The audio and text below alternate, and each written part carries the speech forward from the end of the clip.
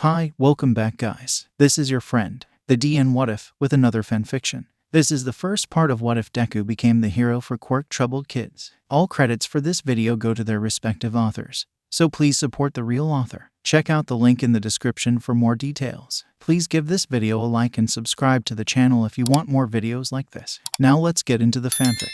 To say Izuku was depressed wouldn't be fully true. Ever since All Might crushed his dreams, he'd been in an emotionless haze, going through the day like an automated robot. However, as time went on, he began to do less and less. First, it started with minor things. He stopped taking care of his hair completely, letting it grow longer and disheveled. Then he started putting on the same ruffled-up uniform over and over again. And then he stopped going to school completely, and almost stopped leaving the house entirely, rarely even leaving him room. And Ko didn't force him to go. She knew something was wrong with her son and she wanted to help him rather than forcing him back out into the world and pretending like everything was fine. Unfortunately, work had other ideas. She had been promoted recently, and her new job required her to travel out of the country. Of course, she didn't want to, but she had already accepted the job prior to Izuku's breakdown, and if she backed out now, she risked losing her job. All she could do was pack her bags and ask Mitsuki to check up on Izuku and send him money to live on. So now, Izuku was alone, aimless and without purpose. He sat alone in his living room, not really feeling like staying in his All Might covered bedroom at the moment. He flipped through the TV channels. Breaking news: All Might, new hero, Edgeshot, Mount. His face was twisted in annoyance. For once he just didn't want to hear about heroes. All his life he had dreamed of being a hero. All his life that was the only thing he had ever wanted.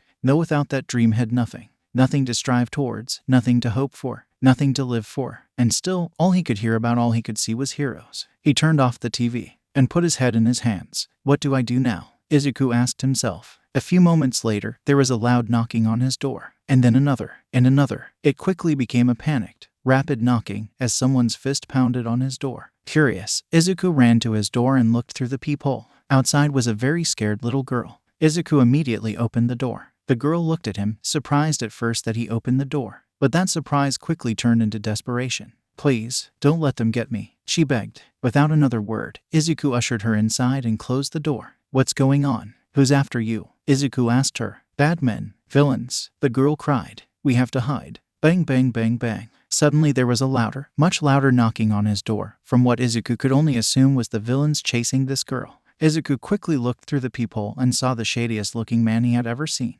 Now, while Izuku wasn't one to judge someone for their appearance, if this man was innocent, the plague mask wasn't exactly projecting that message. Immediately, Izuku went in high alert mode. Okay, the lights are off. Maybe I can pretend like I'm not home. I need to move quickly and quietly. With that, Izuku grabbed the girl, who was startled by this action but didn't protest, and moved as quickly as he could without making a sound. He went into his room and locked the door. As he looked around for places he could hide. If I go in the closet, they'll definitely find us. I need something else. Izuku looked around his room until his eyes landed on his hamper. It was overflowing with dirty laundry, as Izuku hasn't really been in the mood to do anything, much less laundry. That's it. Izuku set the girl down next to the hamper. Okay, I'm going to dump these clothes on you so they can't see you. It's going to smell gross, but hopefully that just makes them more likely to just look over it. I promise everything is going to be alright. Just don't make any noise.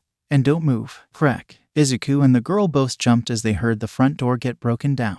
The girl nodded quickly, and Izuku wasted no time pushing the hamper over, letting the clothes fall all over her and removing her from sight. They probably won't do a complete search. They should know the neighbors will report them breaking the door. And with that many clothes, it would take them too much time to search just that one pile. Izuku reassured himself, before realizing something. Wait, what about me? Izuku could hear the men walking through his house and started sweating bullets. If they know that I know about them breaking into my house, they may try to silence the witness. I could pretend to be asleep. But wait, almost any sleeping person would wake up if their door was broken down.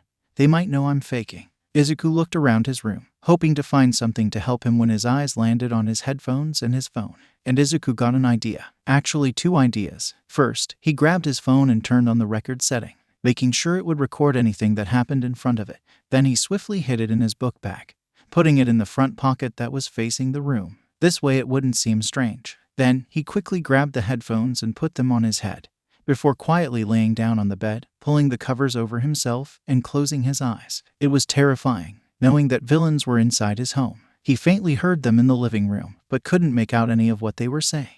After about 2 minutes, he started hearing footsteps coming towards his room. They didn't go into his room immediately. probably searching the bathroom and his mother's room first, but after a while, he heard them jiggle the doorknob. When the door didn't open, the villains immediately broke it down. Izuku had to try his hardest not to flinch, while also maintaining regular breathing. He heard the villains come in. After presumably looking around for a few seconds, they started talking. "Damn it, she's not here," said one of them. "White. We're lucky that the kid's asleep, otherwise we'd have to cover up a murder." "Probably a few," said one of them. His voice was muffled, so Izuku assumed this was the masked villain.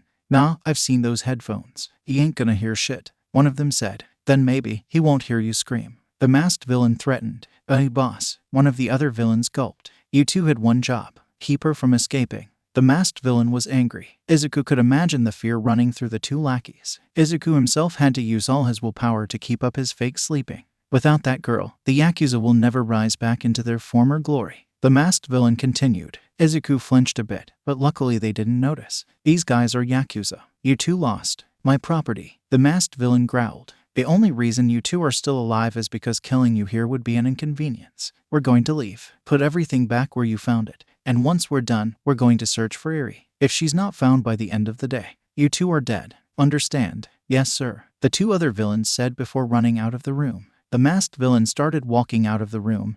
Izuku heard a strange sound. It was like the door breaking but in reverse. "This room disgusts me," the masked villain said before Izuku heard the door close. "Wait, didn't he break down my door?" Izuku wanted to see what just happened, but he knew better than to move until he was sure the villains were gone. He heard the villains move around in the house for about a minute longer before he heard the sound of the front door closing. Izuku still didn't move for a few minutes. He wanted to be absolutely sure they were gone. After a few minutes, he heard nothing. Izuku jumped out of bed and ran towards the pile of clothes. After half a minute of throwing his clothes everywhere, he found Eri. She was stiff still, tears flowing out of her eyes. She held one of his socks in her death grip and used to muffle any noises coming out of her mouth. She had been paralyzed with fear. Izuku wasted no time kneeling down and embracing her. The girl dropped the sock and wrapped her arms around him, before sobbing into his chest. "It's okay," Izuku soothed her. "They're gone now. It's over." Sometime later, the police arrived not too long after. Izuku gave the police a full description of what happened, as well as giving them the video from his phone.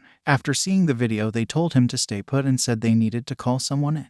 They tried to take Eri so they could return her to her parents, but Eri refused to leave his side, saying that she didn't have any parents, so they just left her with him. Izuku sat on the couch, with Eri clinging to his arm as tightly as she could. Thank you," Eri whispered to him. Izuku smiled gently at her. "You don't have to thank me. I'm just doing what anyone would do." Eri shook her head. "People didn't help me, only you." Eri buried herself in his arms, trying to keep herself from crying. Izuku started petting her head to comfort her. "Izuku Midoriya." Izuku looked up and saw a man in a detective coat. "My name is Detective Naomasa." The man introduced himself. "Oh, hi," Izuku said. "I'll cut to the chase. The people who were chasing that girl were part of the Yakuza," Naomasa said. "And this man," Naomasa pulled out Izuku's phone, which zoomed in on the masked villain, "is Kaichizaki, Ako Overhaul, leader of the Yakuza." "The leader of Yakuza," Izuku repeated in fear and amazement. He knew the Yakuza was much weaker than it was a long time ago, but they were still a sizable crime gang. Why would the leader of the Yakuza come here? What would they want Eri for? "I don't know. We haven't found any record of Eri or anyone like her so far," Naomasa explained. "I think the only person who can tell us what he wanted is her." They both looked at Eri, who shied away further into Izuku's arm.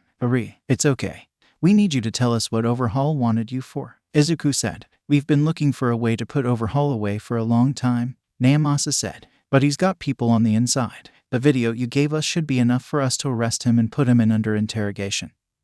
But we'll need a bit more if we want to get a search warrant, then we'll need a bit more to go on. You hear that, Eri? If you tell him what he wanted you for, they'll be able to put Overhaul in jail, and he'll never be able to hurt you again." Izuku encouraged her. Eri looked up into his eyes, hopeful. "You promise?" Izuku nodded. "I promise." Eri turned towards Naomasa, her eyes filled with hesitance and distrust. "You'll believe me?" Naomasa gave her the kindest smile he could. "I have a lie-detecting quirk. So long as you're telling the truth, I'll know." Eri seemed hesitant, but with some more encouragement from Izuku, she eventually talked. Half an hour later, Izuku wanted to vomit. Naomasa had to try his hardest to keep in composure throughout the whole story. Throughout his entire career, he had never heard something so horrible happen to a child. It was a miracle she was as sane as she seemed to be. "Well, that will definitely put him behind bars, forever." Naomasa spoke directly to Eri. "You've been very brave and very strong. We'll make sure he never hurts anyone like he's hurt you, ever again." Naomasa then turned to Izuku. We'd like to put both you and her into witness protection until the Yakuza is dealt with. We'll contact your guardian immediately to notify her and ask her permission. Thank you for saving her, and for helping us put a stop to them once and for all. I'm just glad everything worked out. Izuku sighed, a worried expression on his face. But Eri, what's going to happen to her? Miyamasa frowned. For now we've decided to leave her with you for the duration of the witness protection. After that we'll figure it out from there. Izuku nodded. He didn't want to leave Eri, not after what he just heard. And it seemed like she didn't want to be away from him either. He'd be with her, and protect her, for as long as he was able. A few hours later, after a panicked call from Inko and being moved to a new location, Izuku laid down on the bed of where he would be staying for the foreseeable future. Eri was still clinging to his waist, refusing to let go. Eri, Izuku said, are you okay? Why? Eri asked. Huh? Izuku was confused by the response. Why are you being so nice to me? Eri asked, tears starting to roll down her eyes. I'm a monster, I'm cursed eye. Eri gasped when she felt Izuku pull her off of him and hold her up to eye level. Don't ever say that, Izuku told her. Everything Overhaul told you was a lie. You're not a monster, and your quirk is not a curse. But Eri protested. Eri, who do you trust more, me or Overhaul? Izuku asked. Why you? Eri responded. Then trust that what I'm saying is true. Izuku hugged her tightly. You deserve to be saved. Eri broke down, crying, letting out everything she had bottled up inside. It's okay. You're safe now, Izuku reassured her. A week and a half later, Overhaul had been arrested. Apparently, he had let himself get arrested willingly, thinking that they had nothing on him and that his lawyers would get him out of trouble. He was wrong, and despite his powerful quirk and clever lies, it didn't matter much thanks to Miyamasa and Eraserhead. The heroes had been giving the go-ahead to search the Yakuza's base and had taken down the rest of the criminal group. Izuku had been elated once he heard the news, and was glad to hear that he would be out of witness protection by the end of the month. Izuku was glad he would be going home, but he would miss getting to meet the new heroes that would be guarding him. He'd met Kamui Woods, Ed Shot, and even Best Jeanist, and he got all their autographs. But the thing that concerned him the most, what concerned him most is what would happen to Eri. He didn't want to leave her, and she definitely didn't want to leave him. So Izuku was concerned that they might be torn apart, especially because of how dangerous Eri's quirk was. Izuku shook his head. He wouldn't worry about that right now. He couldn't affect what would happen then, now, and worrying would only make Eri unhappy. Right now he would keep himself distracted by making apple pie and wondering what hero would be watching them this week. Eri watched with intense interest and a watering mouth as Izuku took the pie out of the oven. Now Eri, whenever you take something out of the oven you always have to use oven mitts, Izuku instructed her as he picked up the pie. Otherwise you'll... I am here. Suddenly All Might barged through the door. Izuku almost dropped the pie, but imagining Eri's disappointed face if he dropped it he found the strength to keep his grip. All Might, Izuku gasped. Haha. We meet again, young Midoriya, All Might said. And hello to you too, young Eri. Eri hid behind Izuku's leg. All Might turned to Izuku, smiling brightly at him. It seems I was wrong about you not being a hero. For you to have proved me wrong so quickly is rather astounding. Me, a hero. Izuku was having a mental breakdown. His hands were shaking but he still held on to that pie. I'm not a hero too, just did what was right. As a hero should. All Might said. There are many people who wouldn't have done what you did. And many others who wouldn't have succeeded. You saved this little girl, and helped take down one of the most notorious villain groups in the city. If that isn't heroism, I don't know what is. Izuku wasn't able to respond. His mind overheating had left him gaping like a fish. Being a hero isn't just getting a hero license and becoming a pro. Being a hero is about helping people and doing the right thing. All Might knelt down and looked at Eri. Young Eri, do you think young Midoriya is a hero? Yes, Eri answered, with the most determined look Izuku had ever seen on her face. Izuku is my hero. Eri.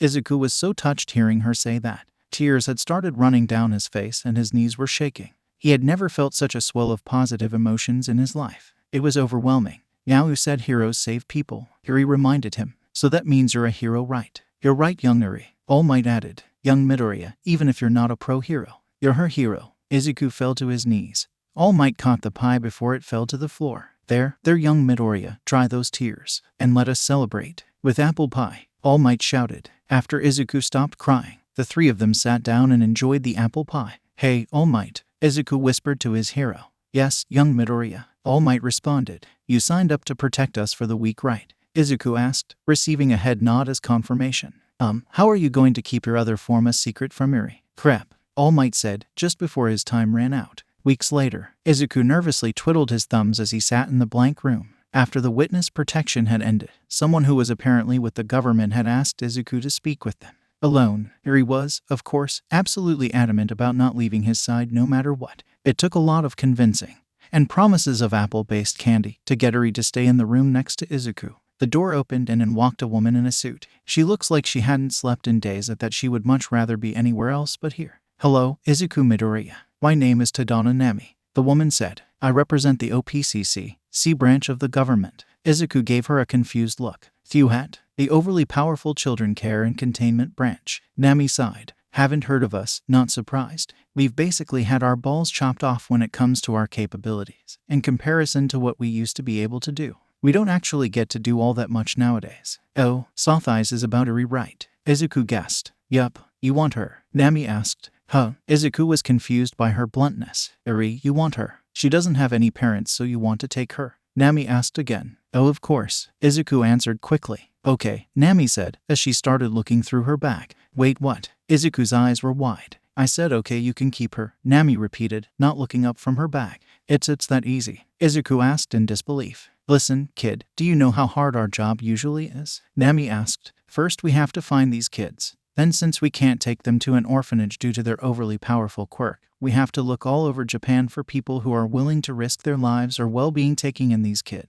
Do you have any idea how hard that is? You wanting to take her saves us so much time and effort. Oh, Izuku said. I feel like there should be some more steps here. Well, you thought wrong. Ah, here it is. Nami finally found what she was looking for. She pulled out a contract and put it in front of Izuku. Just sign here and we're done. Wait, shouldn't my mom be signing this? Izuku asked as he was handed a pen. She'll be signing something similar.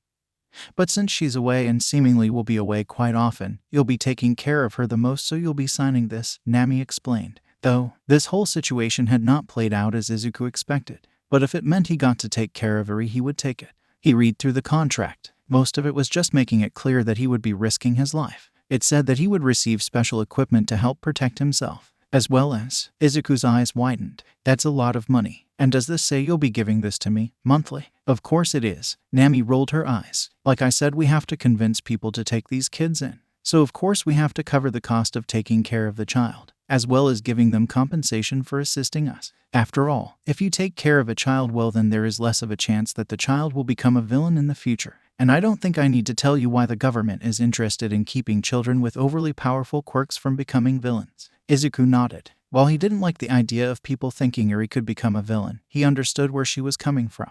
Well, the contract was basically nothing but beneficial to him and Eri, so he had no reason to refuse. And after signing, the Midoriya family gained a new member. Izuku blinked, and then he blinked again. He rubbed his eyes and then opened them again. Nope, they were still there. To say Izuku was nervous when some people came and started bringing crates into his house. He had started assuming it was a bomb and was ready to get Eri and run when one of the delivery men handed him a phone. Hello, Izuku said. Is this Izuku Midoriya? Asked a voice over the phone. Why yes, Izuku said. All good. We would just like to send you our sincere thanks for helping out with the overhaul problem. How do you know about that? Izuku asked. While the news did find out about and reported his story, they had kept his and Eri's identities a secret, making sure to censor their pictures and not say their names. Let's just say, we have our ways, the man said. Anyway, Overhaul was a pain in the ass. We've been wanting to get rid of him for years. But that quirk of his was always a pain in the ass. But thanks to you, the heroes got him and put him in special cuffs that wouldn't let the bastard use his quirk, meaning he couldn't fix himself after his unfortunate accident.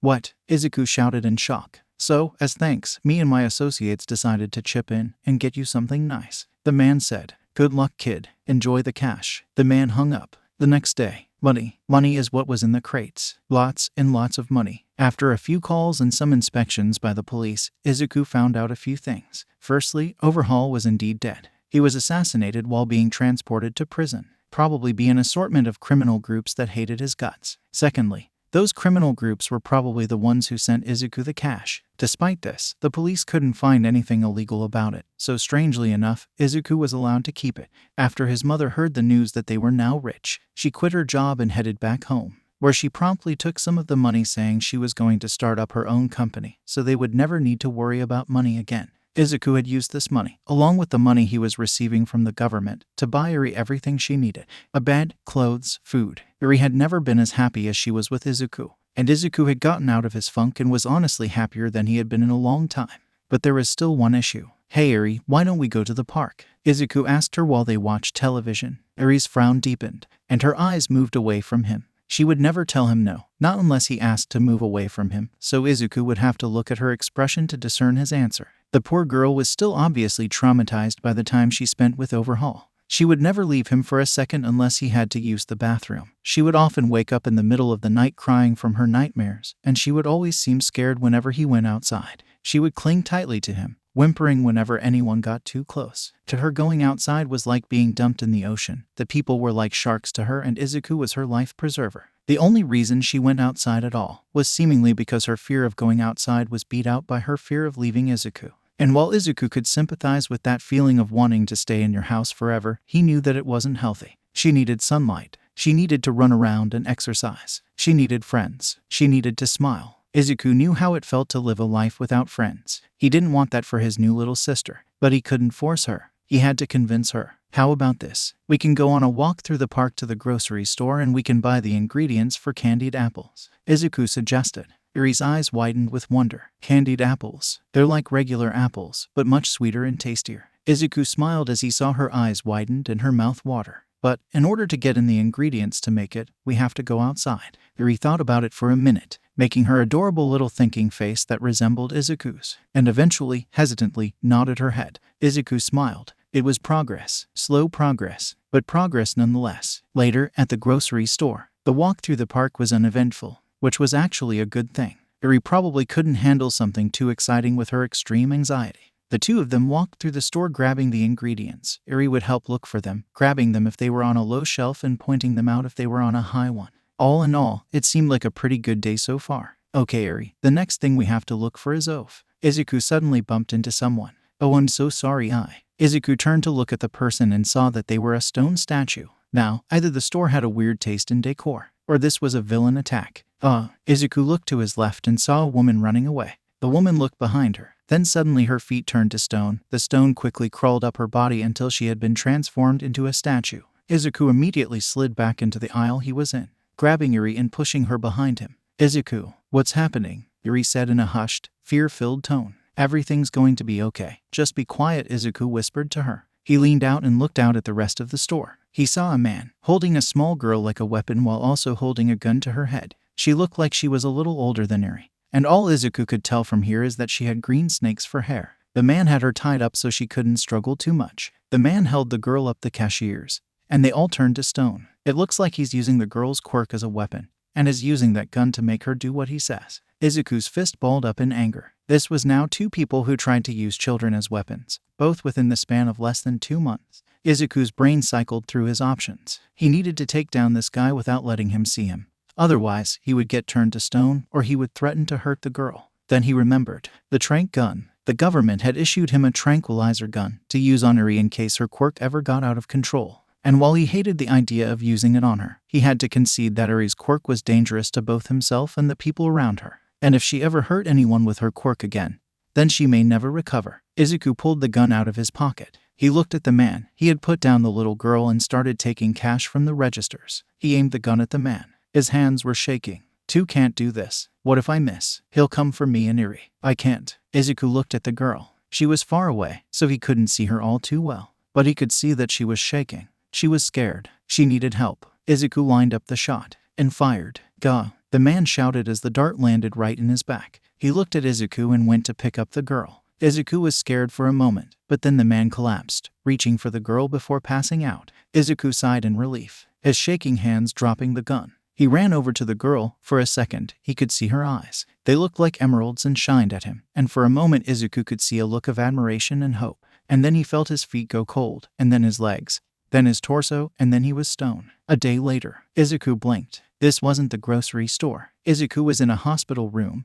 lying in bed, with a doctor looking down at him. Oh good, you woke up. Right on time. The doctor said. What? What happened? Where am I? Izuku was freaked out. One moment he was at the grocery store rescuing that girl, and now he was here. Where's Iri? Where's the girl? Why? Look down, the doctor said. Izuku looked down. Oh, the two girls were sleeping on his legs, using their arms hold onto him and each other. He looked at the two in shock. Wait, Iri hates it when people besides me touch her. The poor boy was so confused, and so he looked to the doctor for answers. Judging by your expression, you don't know any of what happened in the last 24 hours, so let me inform you, the doctor said kindly. After taking down the villain robbing the grocery store, you were put under the effect of this girl's quirk, petrification. It's a quirk that activates when the victim looks at the user's eyes and turns the victim to stone for exactly 24 hours. The police arrived and tried to take the girl. However, the other young girl attached to your leg refused to let her go, as well as refusing to be separated from yourself. Given the dangerousness of both their quirks, we just decided it was easier to let them go with you.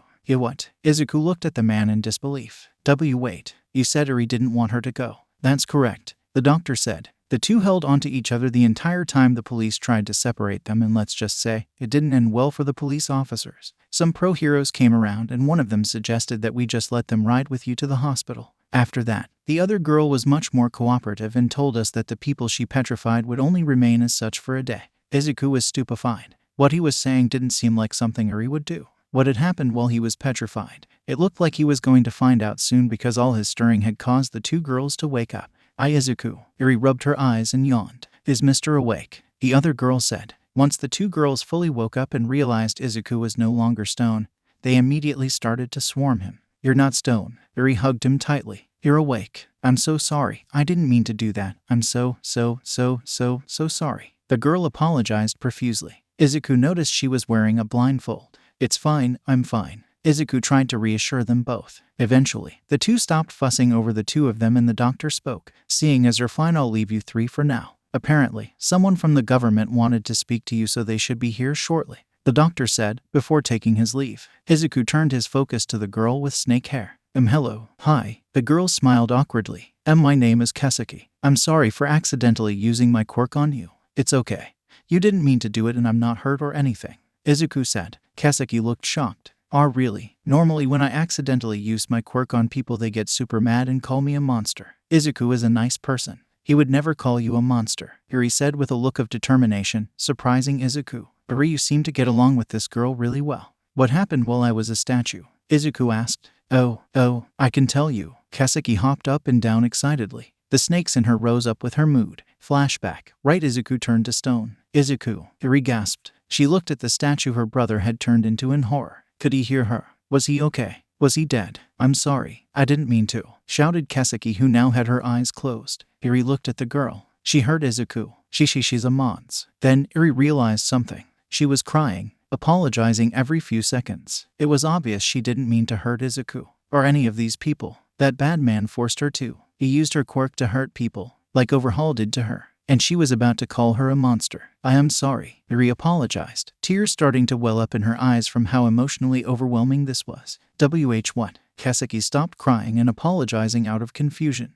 Why are you apologizing? I was going to call you a monster, Eri cried. That's fine. A lot of people call me a monster when I use my quirk. Kesuke tried to comfort her. I'm used to it. But you didn't mean to do those bad things, right? Eri asked her. No, I would never. My quirk is just a bit hard to control and this guy took me and started using me to do bad things, Kesuke explained. I guess you could say he wanted stone hard cash. Silence. Nothing. You could say he fell like a rock. The snake girl gave a nervous grin. Still, nothing. Wow, tough crowd, Kesuke said.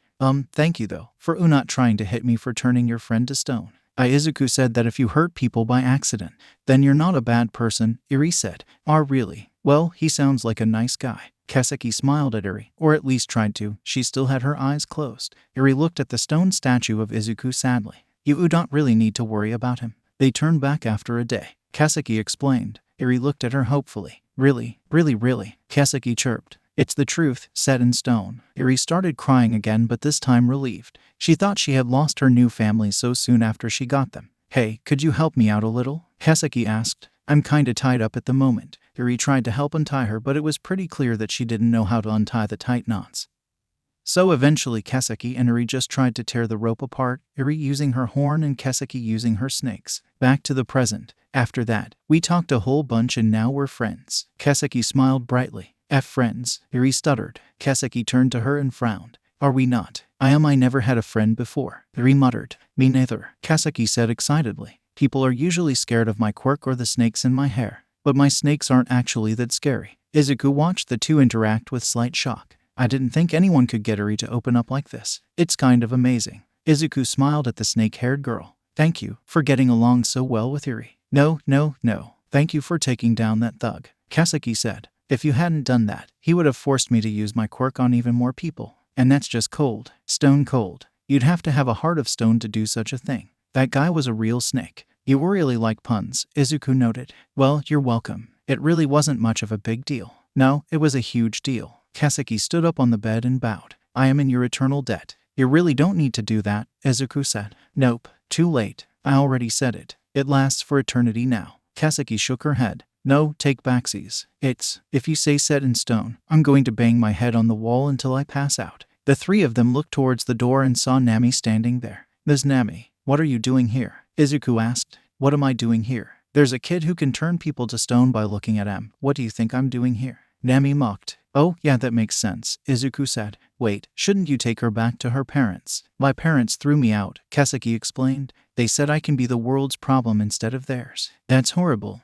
Izuku was disgusted. At the very least, if you weren't going to take care of your child, you could give them to someone who could. Or an orphanage. I know, right? They could have just called us. Makes everyone's lives easier. Nami groaned. Speaking of making everyone's lives easier. Nami pulled up a chair. Oh, poor us. We may have saved this poor girl, but now we must take her away to search for a home for her. She and Eri may never see each other again. If only there was someone close by who could take her in and give her food and shelter. Someone who has recently come into a whole lot of money and is really good with kids. Her acting was so half-assed and non-subtle that Izuku immediately got what she was trying to do. Izuku sighed and shook his head. I can't just make that decision on my own. You'd have to ask my mom first. Not really, Nami said smugly. The age required to sign the contract that lets you take her in was lowered to about your age. That doesn't sound right, Izuku said skeptically. Like I said, the big government doesn't really care much about our branch anymore, so we can get away with a lot of stuff when they're not looking, Nami explained. And oh look, I have one of those contracts right here. Nami took out the contract and shoved it in Izuku's face along with a pen. Wait, Mr. Izuku's gonna take care of me. I don't have to eat garbage anymore. Kaseki's eyes widened in excitement. Yes, best day ever. Izuku cringed at her excitement. There was no chance he was gonna say no to that, especially after seeing how well she got along with Eri. But still, I should really ask my mom about this. Izuku was still hesitant. I mean, that might take a while, and in the meantime, we would have to take the girl away, Nami said with fake sadness. Eri didn't say anything, but judging by the expression on her face, she was not happy with that idea. And she looked at Izuku pleadingly, looked at her for a moment, before sighing and signing the contract. I am such a pushover. Yes, Nami said before snatching the contract away. Haha, another day of work thoroughly avoided. Congrats on your new sister, kids. Sister? Oh, Eri's my sister now. Great. Kaseki giggled as she grabbed Eri and locked her into a hug. We're gonna have so much fun. Eri seemed confused but also kinda happy. Oh, and here's your phone back. Nami tossed him his phone. Wait, I could have just called mom with this. Wait, why did you have my phone in the first place? Izuku shouted in confusion. Because if you called your mom, she might have said no, Nami explained. So I took your phone so I could pressure you into signing this thing. That sounds illegal, Izuku pointed out. Yeah, but I know you're a pushover good guy type of person, so you're not gonna do anything about it, Nami said. Anyway, later losers. With that, she ran out of the room at speeds that would make All Might's jaw drop. How is that woman a government agent? Izuku himself. He looked at the pair of celebrating girls before looking down at his phone. He sighed before turning on his phone and calling his mother. Izuku, are you okay? I heard you were in the hospital. What happened? Are you hurt? Inko panicked over the phone. I'm okay, Mom. It's nothing, but I have a new sister now, Izuku said. What? Uno, Eri said as she put her second to last card on the pile. Darn it. Izuku, we have to stop her. She's going to win, Kaseki shouted out. I put down a +2 card. Izuku, it's your turn. Kei was now wearing a special visitor provided by the government. That would make sure no one turned to stone, while at the same time allowing her to see. You don't have a +2. Sorry, Kei, Izuku admitted, drawing 2 cards. I win, Eri said, putting down her last card. NOOO, Kaseki, or Kei for short, fell down dramatically, before immediately getting back up, cipher as always. Okay. Nice work, Eri. Thanks. That was fun, Eri said, her lips moving upward very slightly into something that wasn't quite a smile. Well, as long as you two had fun. Izuku smiled. Honestly, he had fun as well. Most of the games they tried to play together suffered from the fact that neither Eri nor Kei had played a game, ever. So Izuku would beat them easily. But thanks to the randomness and simplicity of Uno, they were able to play on mostly even ground. Again, Kei chanted. One more time. This time I know I'll win. Kay, despite the whole incident with the villain using her and being homeless before then, was an extremely positive ball of energy, which was welcomed in Izuku and Uri's lives. Grrrrrrrr. Looks like we'll have to stop to make food, Izuku said, hearing Kay's stomach growl. Oh, can we have eggs? Kay said. Kay loved eggs, not as much as Uri loved apples, but it was easily the girl's favorite food. Izuku thought about it. I want to make something for her, but I don't want to leave Uri out. Suddenly he got an idea. I got it. How about tamagoyaki? It was both sweet and made of eggs, so they should like it. Yeah, I don't know what that is. Kay cheered. Does it have eggs? Yes, you should like it too, Uri. It's sweet. Izuku said. Can I crack the eggs this time? This time I'll do it just like you. Kay looked at him with pure determination. Sure. Izuku smiled at her. You want to help too, Uri? Uri nodded, and the three of them went into the kitchen. A little while later, the cooking went rather smoothly. Inko was a skilled cook, and Izuku had picked up on a lot of those skills. Uri and Kay didn't do all too much for the most part. They cracked the eggs. Izuku later had to pick the eggshell pieces out, and they popped the air bubbles while they were cooking. They mostly watched him closely while he was cooking, and the look of admiration on their faces as they watched him made him feel better about himself than he had felt in years. This is great, Kay shouted. You're the best cook ever, Izuku. This is excellent. Uri nodded as she stuffed her face like an adorable chipmunk. I guess I'm pretty okay. Izuku blushed from the praise. Mom is a much better cook than me. If new mom can make better food than this, then I might explode from goodness. Kay had stars in her eyes. Izuku's better, Uri muttered. Izuku stopped eating for a moment. I like Izuku's cooking better, Uri said. Izuku turned into a flustered mess. Hey, I have an idea. Kay said. We could cook a whole lot of food, and then sell it in the park and make lots of money. We don't really need money, Izuku explained to her. They had more than enough money from the gift he had gotten. Plus Mom's startup company was doing decently well, and he was still getting money from the government for both Uri and Kay. They were rolling in the dough. Oh, Kay paused for a moment. Then why don't we do that anyway? It sounds fun. Uri seemed uncomfortable about going outside to the park all day. We could do that. Izuku remembered he still had all the licenses to do that from the times he had tried to sell lemonade.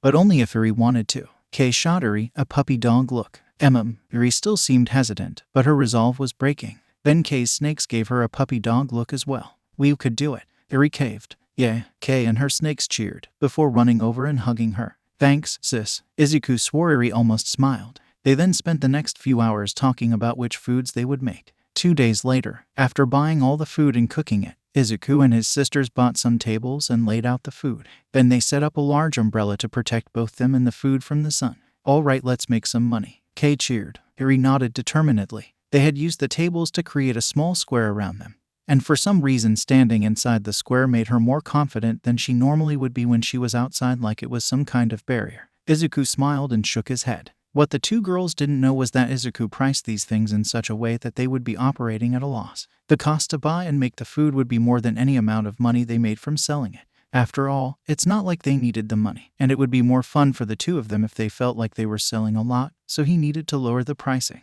Suddenly they heard someone breathing in heavily. They turned and saw a jogger running towards them. The jogger stopped at one of their tables. Hey, how much is? He stopped when he looked at Kay's smiling face. Or rather her snakes. The jogger stopped and looked, uncomfortable at the snakes for a moment until Izuku spoke up. Is everything okay, sir? Izuku asked, wanting him to stop looking at Kay's snakes. Yeah.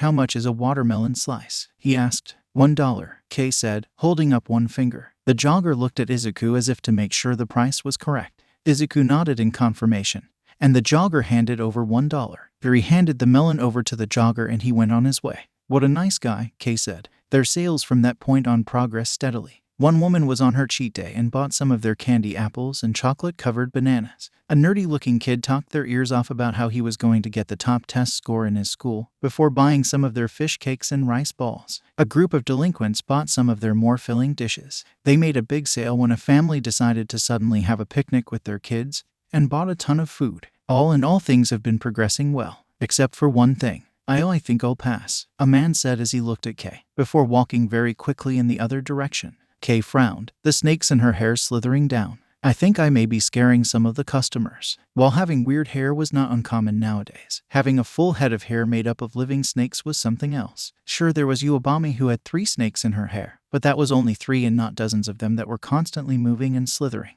Also, when people looked at Uobami, her hair was typically not what they looked at. People, not many people but a few of them, saw Kay and were scared off, much to Izuku's dismay. Oh, maybe I could put on a hat. Then people won't see my snakes, Kay suggested. And Izuku started petting the snakes in her hair. The reptiles gave a pleased hiss while Kay blushed slightly. Izuku, Kay said. You already have to hide enough of yourself, Izuku told her. If they can't see how cute my little sister is, then I don't want their money. Why yeah. Iri ran up and started petting the snakes as well. Your snakes are pretty, Izuku. Iri. Kay was stunned for a moment. No one had ever called her cute or pretty before. They called her scary or ugly. She had learned to not let it get to her, but being complimented like this, it made her really, really happy. Tears welled up in her eyes, and a big stupid grin appeared on her face. I love you guys. Kay wrapped her tiny arms around Iri and Izuku and cried happy tears while laughing.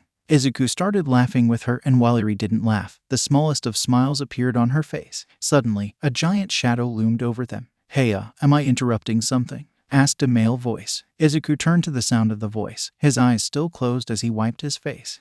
Sorry, sir, what do you? Izuku opened his eyes, and in front of him was the pro hero Fatgum. Fatgum. Izuku freaked out. Oh my god, it's really you. It's such an honor to meet you. I've seen your work and it's really impressive. Honestly, I think it's a crime you're not rated higher because of all the things you do the community. And you're really good with kids, and wait, didn't also help with the... Whoa kid, slow down, Fatgum said. You're talking a bit too fast. Also, why aren't you kids in class? Well, Izuku paused. That's a bit difficult to explain, you see. Wait a minute. Fatgum squinted at Izuku and Iri. Oh yeah, you're those kids from the Yakuza case. Why yeah, Izuku said. You were one of the heroes that helped take down the Yakuza, right? You got right. Taught those children hurting Ba. Fatgum stopped and looked at the two children in front of him. Add guys a thing or two. You stopped overhaul? Iri asked him, peeking out from behind Izuku. You bet, Fatgum said. Thank you, Iri muttered. It was my pleasure. Fatgum smiled at her. Now, what are you three doing out of school? Well, Iri's not ready for school yet, and we just took in Kay recently, so we don't know about her, Izuku explained. And nothing good happens when I go to school, and someone needs to watch these two anyway, and I'll still be able to graduate anyway. The school wouldn't miss a chance to get rid of me. Why's that? Fatgum frowned. I'm quirkless, Izuku admitted, looking away from the hero as if he was ashamed of himself.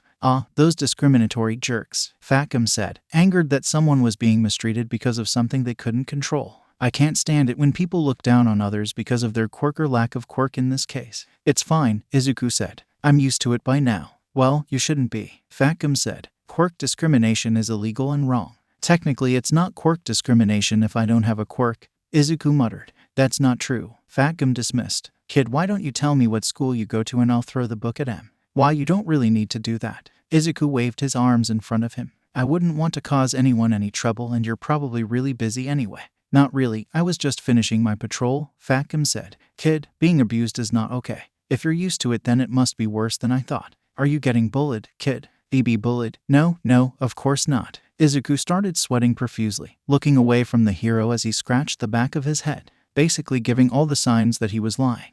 Fatgum gave him a serious look. Kid, you chump. Fatgum paused for a moment, then he looked at his side. Biting down on the hero's fat was a small boy, about 8 or 9. He was gnawing on Fatgum's fat as if trying to eat him. You know this kid? Fatgum asked Izuku, receiving a no in response. Fatgum tried to pull the kid off of him, but to his surprise, his bite was extremely strong. As the hero pulled, all he did was stretch out his fat. Hey kid, you mind letting go of my fat? I probably don't taste so good, Fatgum said as he got a better look at the kid. Wait a minute, you don't look too good either, kid. Mia hat. The kid groaned. His eyes were glazed over, and his skin was a rotted green color. He also looked like he had several cuts all over his body, and something about the kid didn't look right.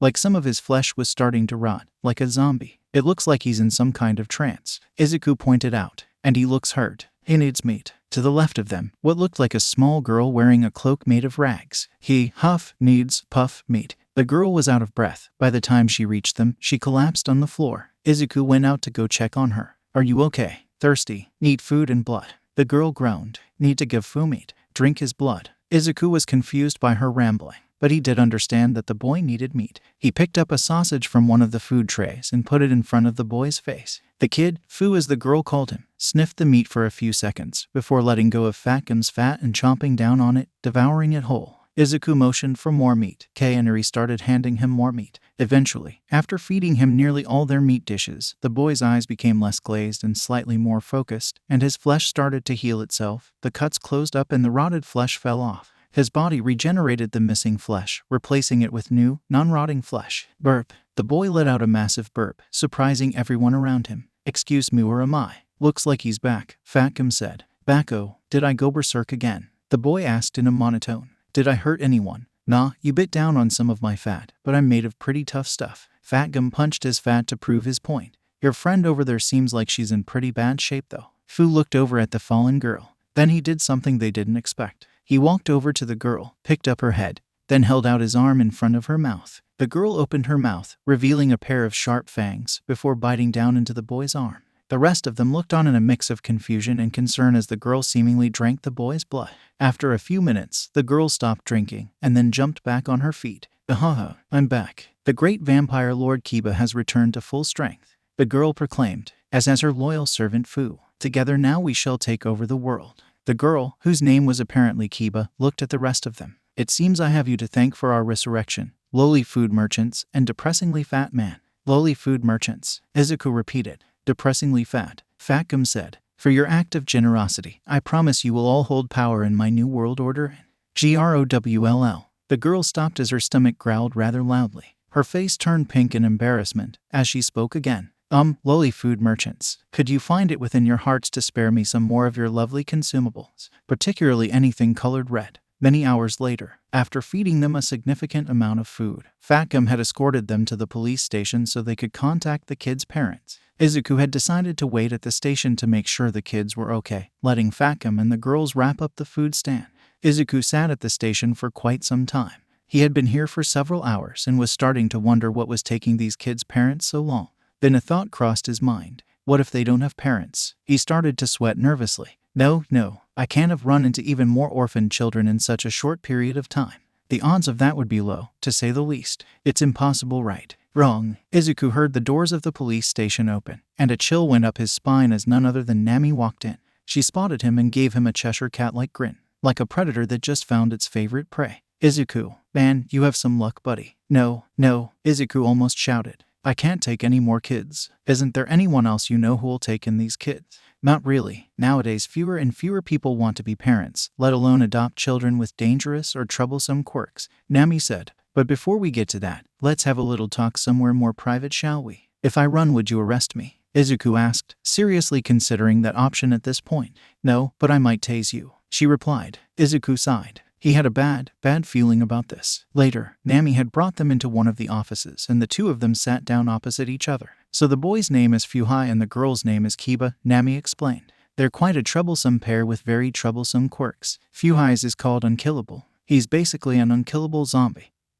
He can regenerate any part of his body, however, he needs to eat a lot of meat in order to do this and his flesh rots naturally. And if he starts to rot too much or takes too much damage without enough meat to recover, he goes into a berserk state and starts trying to eat whatever meat he can. And I mean, whatever meat. Izuku placed his hand on his chin, processing the information he was given. That sounds like it could be seriously dangerous. Luckily, Fatgum's fat was able to absorb his bite, but if he hadn't been there, he's also really strong since his body doesn't have any limiters. Nami finished explaining his quirk. He was hit by a car at age 7 and his parents thought he was dead.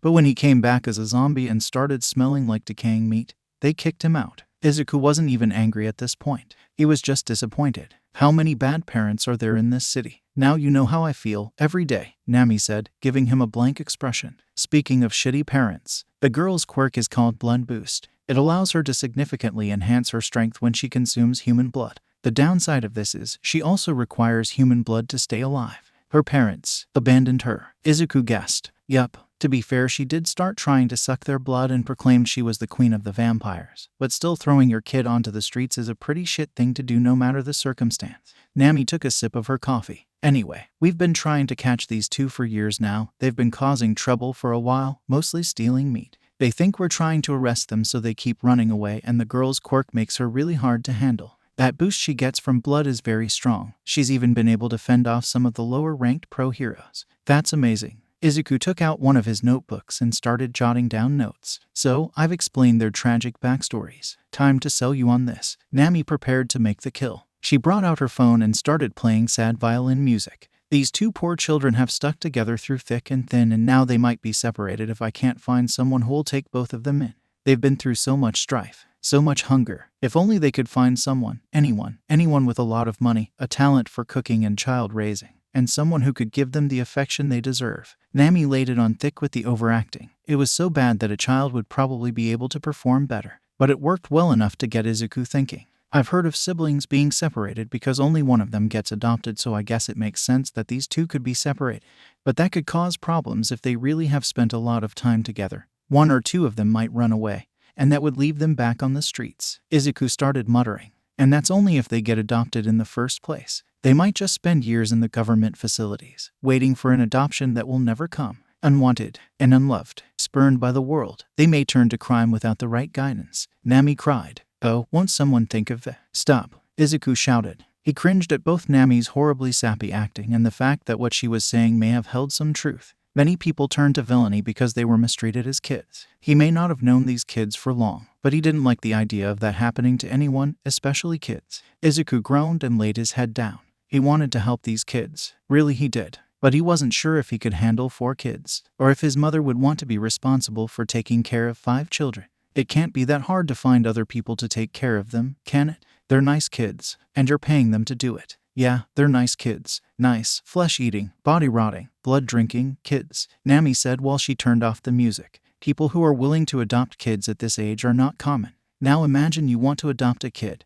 Are you going to adopt a lovely child from a regular orphanage that has a quirk that can, I don't know, change the color of their hair? Or would you like to take a child from the government that might eat you? Also, sometimes, despite our best efforts, the people taking care of these kids just or they get injured to the point where they can't or don't want to take care of these kids anymore. Izuku grit his teeth. He was in a bind. If he let these kids go, he didn't know what was going to happen to them. And he couldn't find it within himself to leave these children's futures to chance. After all, he knew just how much your future could change by leaving anything up to chance. Izuku pulled out his phone and quickly started calling his mom. What are you doing? Nami glared at him. Calling my mom, Izuku answered. A few seconds later, Enko picked up. Hello, Izuku. Is something wrong? No, not really, Izuku said. But it happened again. What happened? Enko thought about what her son could be talking about. Izuku, you didn't get hurt again, did you? No, I'm fine. Izuku reassured her. I ran into some kids again. Oh, Enko finally got what her son was talking about.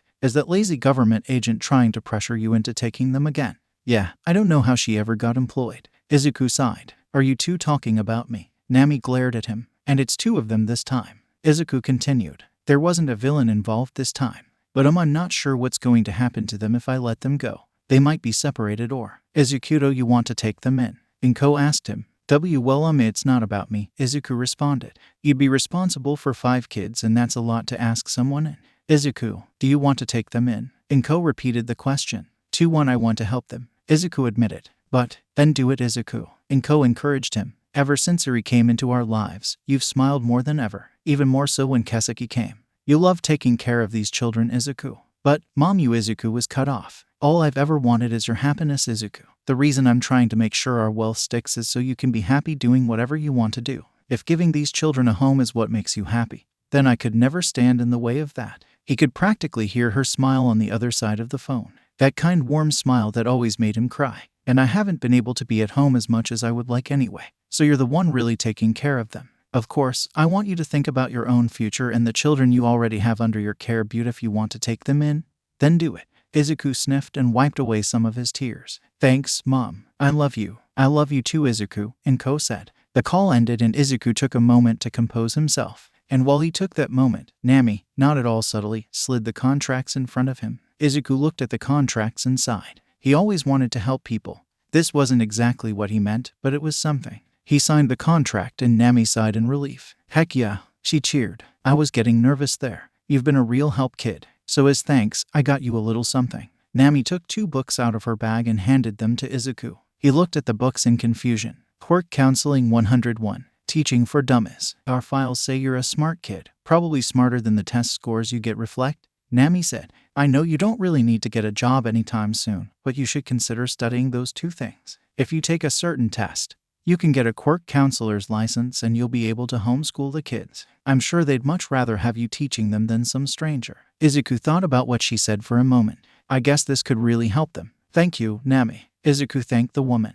but empathize isn't, so that way you don't have to work to figure out a solution to the kids' education and counseling issues.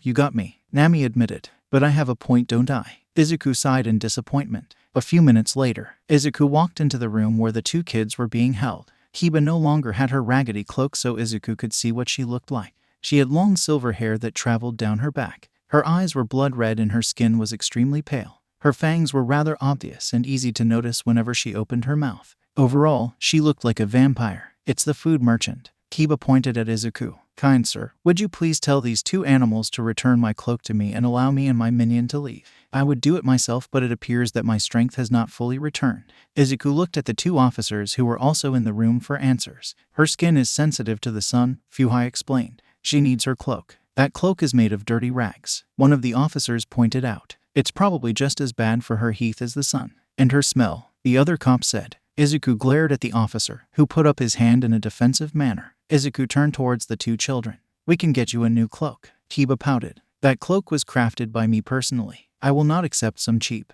What about a red cloak? Izuku asked. Fuhai gave him an approving look. I never liked that old cloak. I'm sure you could purchase one of better quality. Kiba did a complete 180. How about we get some red cloth and we can make the cloak together? Izuku suggested. Kiba's eyes sparkled. I knew there was something I liked about you, food merchant. You really get me. I'm not a food merchant. Izuku smiled at the strange title. My name is Izuku Midoriya. I'll be taking care of you from now on. The two looked at him with wide, almost disbelieving eyes. For a few moments, neither of them said anything, until Kiba's face broke out into a wide grin. I knew it. She jumped up, now standing on the chair. I knew that someday someone would recognize my greatness, that someone would provide me with food and shelter, knowing that I would one day return the favor 20-fold. All those fools who threw me out and tried to stop me will regret not aiding me sooner. Today is the day my life truly begins. There were a few moments of silence as no one really knew how to react to that before Fuhai got off his chair and gave Izuku a polite bow. Thank you for taking us in.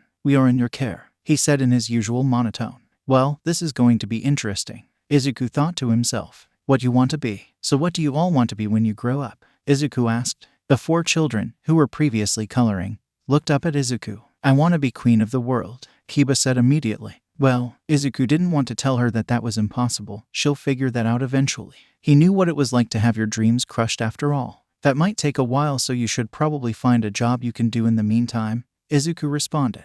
Kiba frowned before adopting a thinking position, with her head resting on her fist and her face scrunched up. The other kids all seemed to be thinking hard about this as well. I never really thought about it, Fu said. Me neither, Kei added. Well, what do you all want to do? Izuku saw Kiba about to say something. Besides ruling the world, Kiba pouted. I want to eat, Fu answered simply. I want to display my power for people to worship. Kiba answered. I don't know. Kei shrugged. Eri stayed silent, thinking about the question thoroughly. Izuku thought about their responses. Unfortunately, Fu's request would be difficult to find an answer for. His taste bugs were muted, meaning that he could only ever taste things that had a very strong flavor, meaning he likely wouldn't find much success as a chef or a food critic. However, Kiba's request did bring something to mind, something that he was trying very deliberately not to think about. Well, you could be a pro hero, Kiba, Izuku suggested, wincing slightly. Pro heroes get to use their quirks to help people and fight villains, and they can get very popular to the point where people basically worship them. Kiba thought about it. Her eyes widened more and more each second. Then she smiled. Yes, that is a magnificent idea, caretaker. I shall become the #1 pro hero, and then when the world witnesses my power, they shall bow down and worship me. Well, at least she has a plan now, Fu said. I guess I'll do that too. Hey, but didn't you want to do something with food? Izuku was surprised at how fast he went along with it. I can barely taste anything. I doubt I'd seriously be able to get a food-related job, Fu said. Plus, as long as I eat a lot of food, I'm practically unkillable, so taking a dangerous job is okay, I guess. This kid is so self-aware, Izuku thought. I know you two can, zombie heroes, Kei said. And maybe I could be snake person. Everyone gave her confused looks. Dear sister, you are already a snake person. In fact, you are a snakes person, as in plural, Kiba said. No, not that kind of snake person. A person who takes care of snakes, Kei explained. You mean a snake handler, or a snake charmer? Izuku asked. Yeah, Kei said. I could really slither into that job. Okay, I guess I could buy her a few books about snakes, and I could help Kiba and Fu train their quirks. Izuku was thinking about how he could best help these kids. What about Eri? Izuku looked to Eri, causing everyone else to pay attention to her as well. So what do you want to be, Eri? Kay went right up to her, ignoring personal space as perusal. To want to help people, I think, the horned girl said meekly. Then you could be a hero like us, Kiba suggested. Eri shifted around nervously. I don't really want to hurt people. Then what about a doctor? Everyone looked at Izuku. Or a nurse. Your quirk would be perfect for it. My quirk. Eri shrank back at the mention of her quirk. She still disliked thinking about and especially the thought of using it. Your quirk rewinds a person's body to a previous state. If you train your quirk enough, then you could use it to completely heal people. You could bring back limbs or cure deadly diseases. You could save thousands of lives, Izuku said. Ah, really? Eri's eyes widened with hope. Of course. Izuku smiled brightly at her. Yeah, Eri, your quirk is amazing. Kay said. Sounds pretty cool. Fu gave her a thumbs up. Indeed, quite a useful quirk. You shall be the greatest doctor in my world order, Kiba said. Eri blushed profusely and started muttering thanks. Izuku smiled as the children seemed more excited, now that they had new goals in mind. The best color. I can't believe my siblings could be so blind. Izuku heard Kiba yell from the living room. He put down his toothbrush and rushed over. After walking to the living room, he saw Kiba standing in the I'm mad stance against all of the other kids. Her face in an adorable pout and her hands balled up in fist were down by her hips. What's going on? Izuku asked. They're blind, Kiba protested. We're not blind. We just have different opinions, Fu explained. Kay said her favorite color was green, and Kiba started going on saying the best color was red. Kay kept saying she still liked green, so Kiba put it to a vote and we all said we liked green more than red. Which is preposterous, Kiba insisted. Red is obviously the superior color. It is the color of blood. It is the color of passion. The color of my eyes. The color of blood. How could it not be superior? I think she's just green with envy about not being on the winning side, Kay proudly punned. Kiba. Izuku gave her a disappointed look. You have to accept that other people will have different opinions than you. It doesn't make them wrong and it doesn't make you wrong. If you don't learn how to accept other people's opinions, then you'll live your life constantly angry. And you'll never make any friends. Flashes of Bakugo appeared in Izuku's mind. Kiba didn't look convinced. However, a few more seconds of looking at Izuku's I'm not angry, just disappointed face caused her to falter. Fine. Kiba looked away from Izuku. Name one thing that's green. That splendor surpasses all of that which I have said, then I will concede. Immediately, everyone pointed to Izuku, causing the teen's face to freeze in a shocked expression. Kiba stared at Izuku for a few moments, before pouting and muttering. I still like red better, but I guess green is okay. Izuku, meanwhile, felt his heart clench from how touched he felt and proceeded to pass out. Big words. Ihahaha. Soon, caretaker, you shall feel the inescapable wrath of me. Kiba, the vampire girl said. You thought I would simply allow myself to be trampled like an insect. Think again, fool. Izuku and Kiba were playing Superhero Bash Unlimited, and seeing as Kiba had never played a video game before, she had been spending the last 2 hours getting beat into a pulp. Anytime Izuku notably went easy on her or let her win, she would protest, saying she would beat him at full strength. She had been relentlessly fighting him with her character of choice, that being Edgeshot, and to her credit had made some improvements. She learned that she had to rely on speed in order to win and that she would have to use it and run tactics against Izuku's character, All Might, who had super armor. Where did you learn all those words, by the way? Izuku asked her. Impressed by my verbose way of speaking, I see. Kiba gave him a smug look. Well, you see, when my quirk arrived, the memories of my past lives flooded into me, filling me with knowledge and experience from thousands of years ago. As such, my vocabulary reflects the noble status I once carried in those. She found a dictionary back when we lived on the streets and spent a year studying it so she could sound smarter. Fu interrupted her from the kitchen. Kiba turned around and gave him a look of absolute fury. However, looking away from a game you're playing is never a good idea. Detroit Smash. The one screen, All Might said as he punched Edgeshot off the screen. Game, said the announcer. Kiba looked back at the screen with a look of anguish and Curse you, All Might. One day I will have my revenge. I really hope she doesn't hold a grudge against the real All Might for this. Izuku thought. Training with Quirks Part 1. You can do it, Eri. Izuku encouraged her. That's right, Eri, you can do it. Kay added. Eri held the apple core firmly in her hand. She took a deep breath and activated her quirk. Her horn started to grow, and both Izuku and Eri grew anxious. Just imagine a slow-moving river, Izuku said. Eri's horn started to glow and Izuku held Kay back for safety. The apple core slowly started to regrow some of the bitten-off chunks of apple. However, that only lasted for a second and a half before the speed started to increase significantly. In 3 seconds, the apple was fully reformed. And before Izuku could tell her to stop, the apple vanished. Eri groaned in frustration at having failed. It's okay, Eri. No one succeeds on their first try. Izuku reassured her. Now just try to turn it off. Eri closed her eyes. She tried to focus on stopping the flow of power, like Izuku told her. After about a minute or so, her horn started resetting before Eri lost her grip on her power and her horn extended to full length. Aga, Eri groaned as her quirk took its toll on her body. Izuku grabbed the dart gun next to him and shot it at Eri's arm.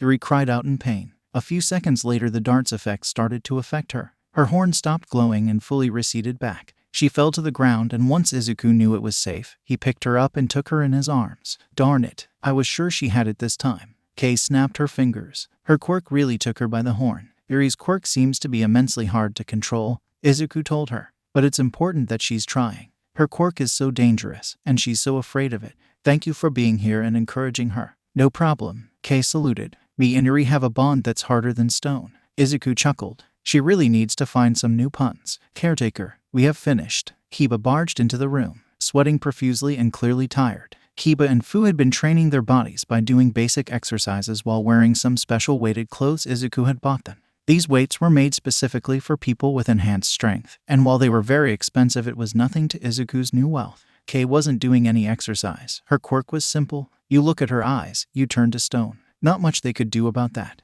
So her only job was to act as a cheerleader to the others. Fu walked into the room, seemingly completely unfazed by the exercise, which was to be expected since his stamina was seemingly infinite, and looked at Eri's sleeping form. It didn't work. She was able to control it for a second, Izuku said, pulling the dart from her arm. It's not much, but she's getting there. Is she going to be okay? Kiba asked, showing concern. She'll be fine. Her quirk drains her stamina, and the dart accelerates that drain. She's exhausted, but she'll only need some sleep. There was a long pause. Everyone just stared at Izuku as he tucked Eri into bed. Let's go outside. I promised I would make everyone their favorite food after the training, right? Izuku forced a smile as he tried to lift their spirits. There was a short pause. No, Kiba muttered. Izuku was confused. Kiba wasn't one to refuse a nice bloody steak with fruit punch. It would not be a true feast if everyone was not here, Kiba said, resuming her confident persona. We should wait for tomorrow, when she is awake. The other two nodded, agreeing to the idea. Izuku smiled at them. It was moments like this that made it feel like a family. Okay, then let's go to bed. Dagaba Beach, a dumping ground that people would pour trash onto for years. It was proof of people's laziness in that they would rather dump their trash on a beach than do it the normal way. And now it was time to take advantage of that laziness. All right, today you're going to help clean up this beach, Izuku said. The two kids, Fu and Kiba, did not look impressed. I thought you said we would be training. How is this training? Kiba crossed her arms. Izuku had told the kids that he had special training planned for them and that he would be taking them to a special training ground. And Ko was actually home this time, so Izuku let her watch Kay and Eri. Well, a lot of this trash is really heavy, Izuku pointed out, and others are really fragile. You two will be in charge of taking the trash to this garbage truck. And to help out with the training, I made something new. Izuku pulled out a clipboard from his bag. Today you and all your siblings will start earning points. The better you all do on your quirk training and study, the more points you get. And when you all get 1,000 points, I'll take you all to an amusement park. Suddenly Kiba's eyes widened in excitement.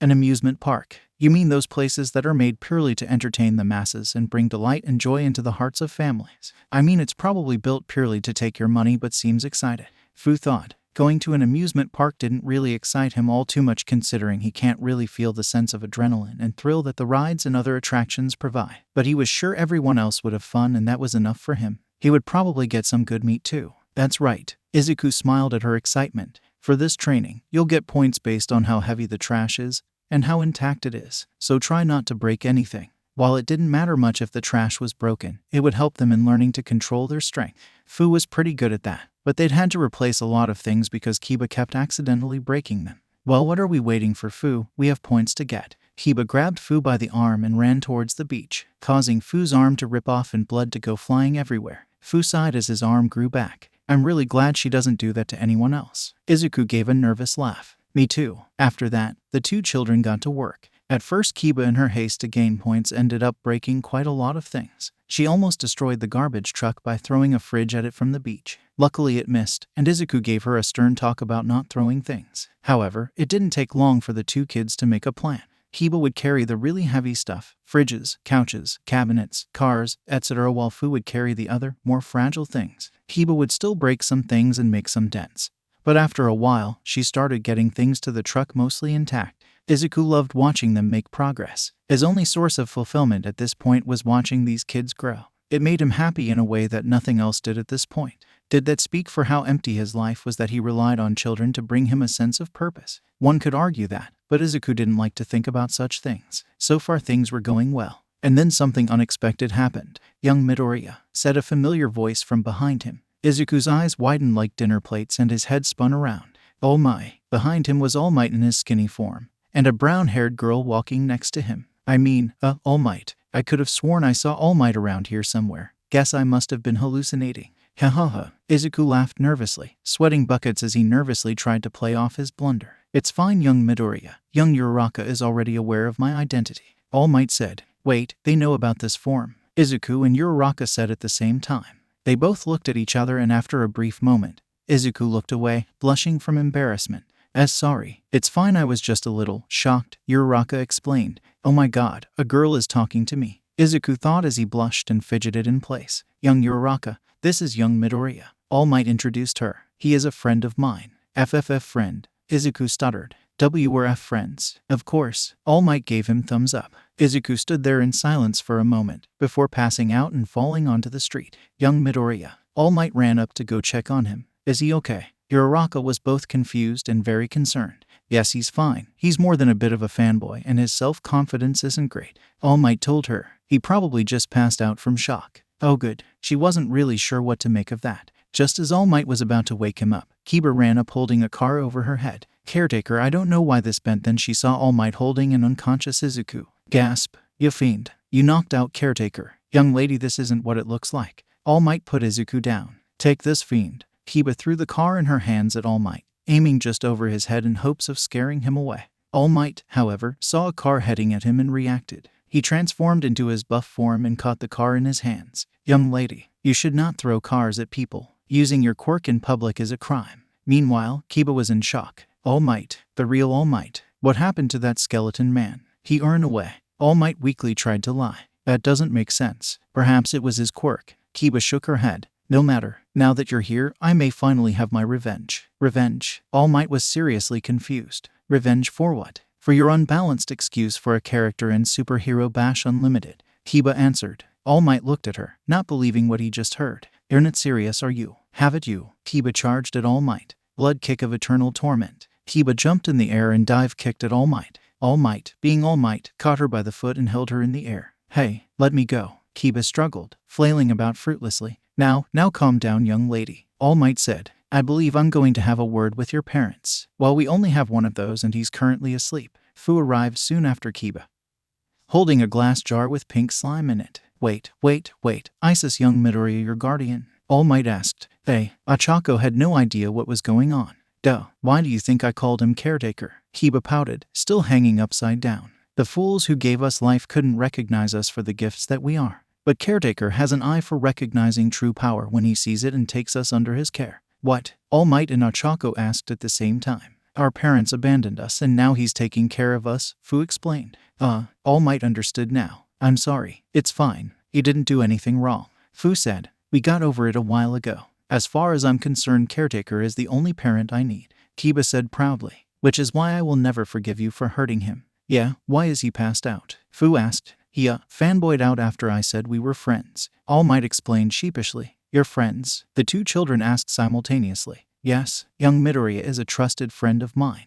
All Might said in his typical bombastic voice. Why didn't caretaker say he was friends with the #1 hero? I could have asked him to fight you sooner. Kiba said. Well, we don't actually know much about Izuku. Fu realized. Achako swore this was only getting more confused as time went off. Oh yes, I know her. She is the young girl Midoriya saved from the Yakuza. All Might said. What? Achako shouted in surprise. What's a Yakuza? Kiba asked. I think they're bad guys, Fu said. To think there would be a day when someone would ask that question. All Might thought to himself. I'm happy, but I feel so old. Oh, Izuku groaned as he started waking up. He looked around and saw everyone looking at him. All Might was still holding Kiba in the air. The car Kiba threw was destroyed on the other side of him. What happened? Izuku asked in confusion. A few explanations later, Izuku gave Kiba a soft head chop. You don't throw cars at people, Izuku said loudly, not quite shouting but saying it loudly enough to convey his disapproval. I wasn't going to throw it at him, just above him, Kiba protested.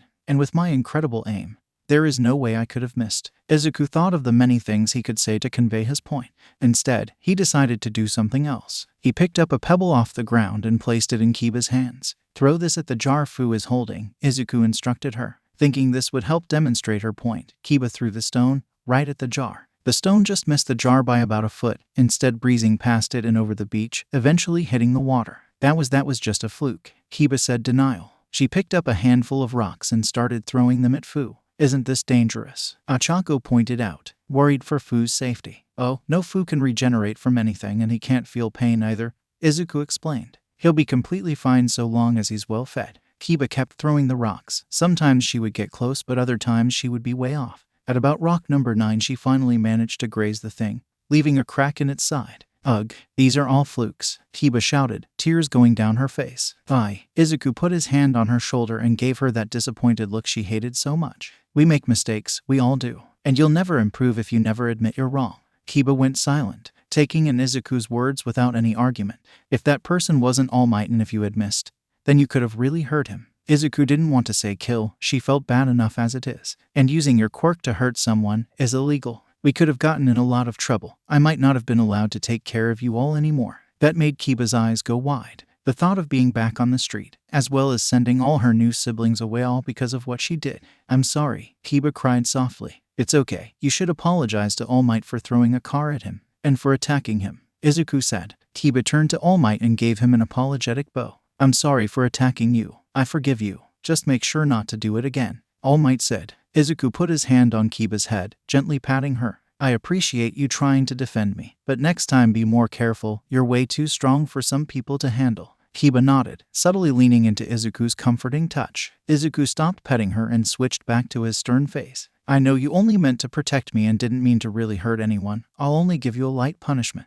All the points you earned today are gone. Understood. Kiba nodded dejectedly, understanding why but still being bummed out about it. Izuku turned to All Might. I'm so sorry about that. I know you're supposed to report stuff like this, but I would really appreciate it if you could keep quiet about this. Well, I've asked you to keep a few of my secrets, so I suppose I could keep yours just this once. All Might laughed. Thank you so much. Izuku bowed. By the way, when did you come to care for 2 more children anyway? All Might asked. It's actually 3. Izuku sighed. And it's a long story. 2 long stories later, All Might and Ochako looked at him in disbelief. Well, All Might didn't know what to say to this. He'd had some pretty crazy coincidences in his life, but usually they were spaced out between each other. To have such specific things happen all within such a short time span, it was rather absurd. Do you have a quirk that attracts kids or something? Ochako asked, that being the only explanation for what she had just heard. No. Izuku shook his hands out in front of him. Never mind. I don't attract kids to me or anything. It's all just strange coincidences. Hey, Izuku, what is your quirk? Fu asked, still holding the cracked jar. Izuku really didn't want to tell them. He had told Eri a while back and she was the only one who knew he was quirkless. Well, Kay knew technically, but she didn't know what a quirkless person was, and he had told her not to mention it.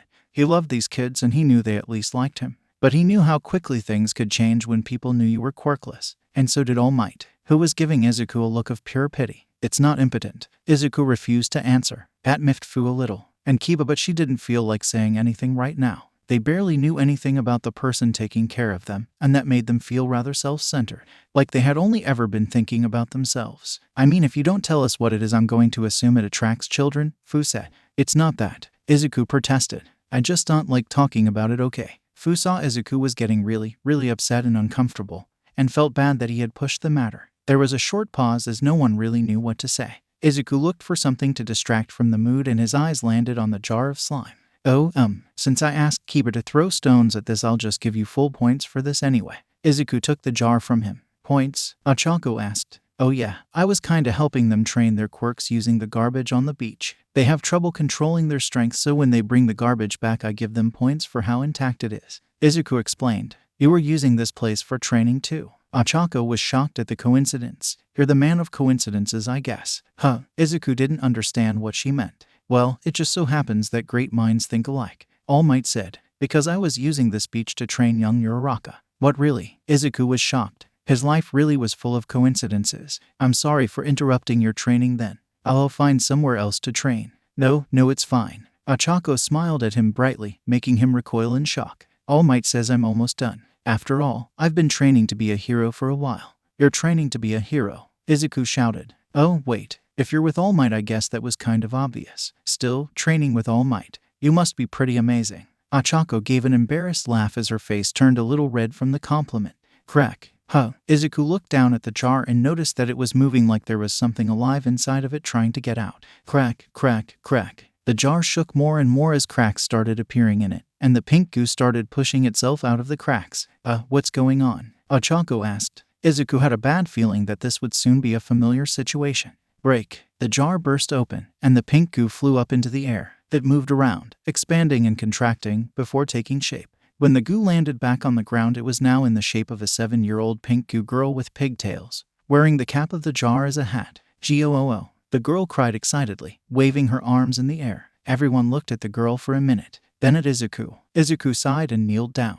"Hey there, what's your name?" "Goo," the girl said. "Your name is Goo?" Izuku asked. The girl shook her head. "Goo, is all you can say is Goo?" Izuku realized. The girl nodded. Izuku sighed. "I guess it makes sense if she doesn't have any vocal cords. Her quirk doesn't seem that dangerous, so hopefully we can call her parents or SISSSSS." Izuku was shaken out of his thoughts by the sound of something melting. He looked at the girl's head and realized the cap was sinking into her head, melting and dissolving away. Then he saw smoke rising up from the ground and noticed the girl was getting lower. She was burning the floor she was standing on. Oh, she isn't made of goo. She's made of acid. Izuku realized. That's a dangerous quirk, and her being in a jar might have been someone trying to throw her away. Most likely her parents, meaning that it was a good thing Nami had given him her phone number. Later, Izuku sat in one of the offices at the police station, wondering what exactly happened with his life. He had been escorted to the police station to wait for Nami. They had managed to get the goo girl in a special containment suit to stop her from destroying everything she touches. She was very, very hesitant to get in it. Her experience with the jar probably made her dislike being confined inside things. However, they managed to convince her after showing she could still move around in it.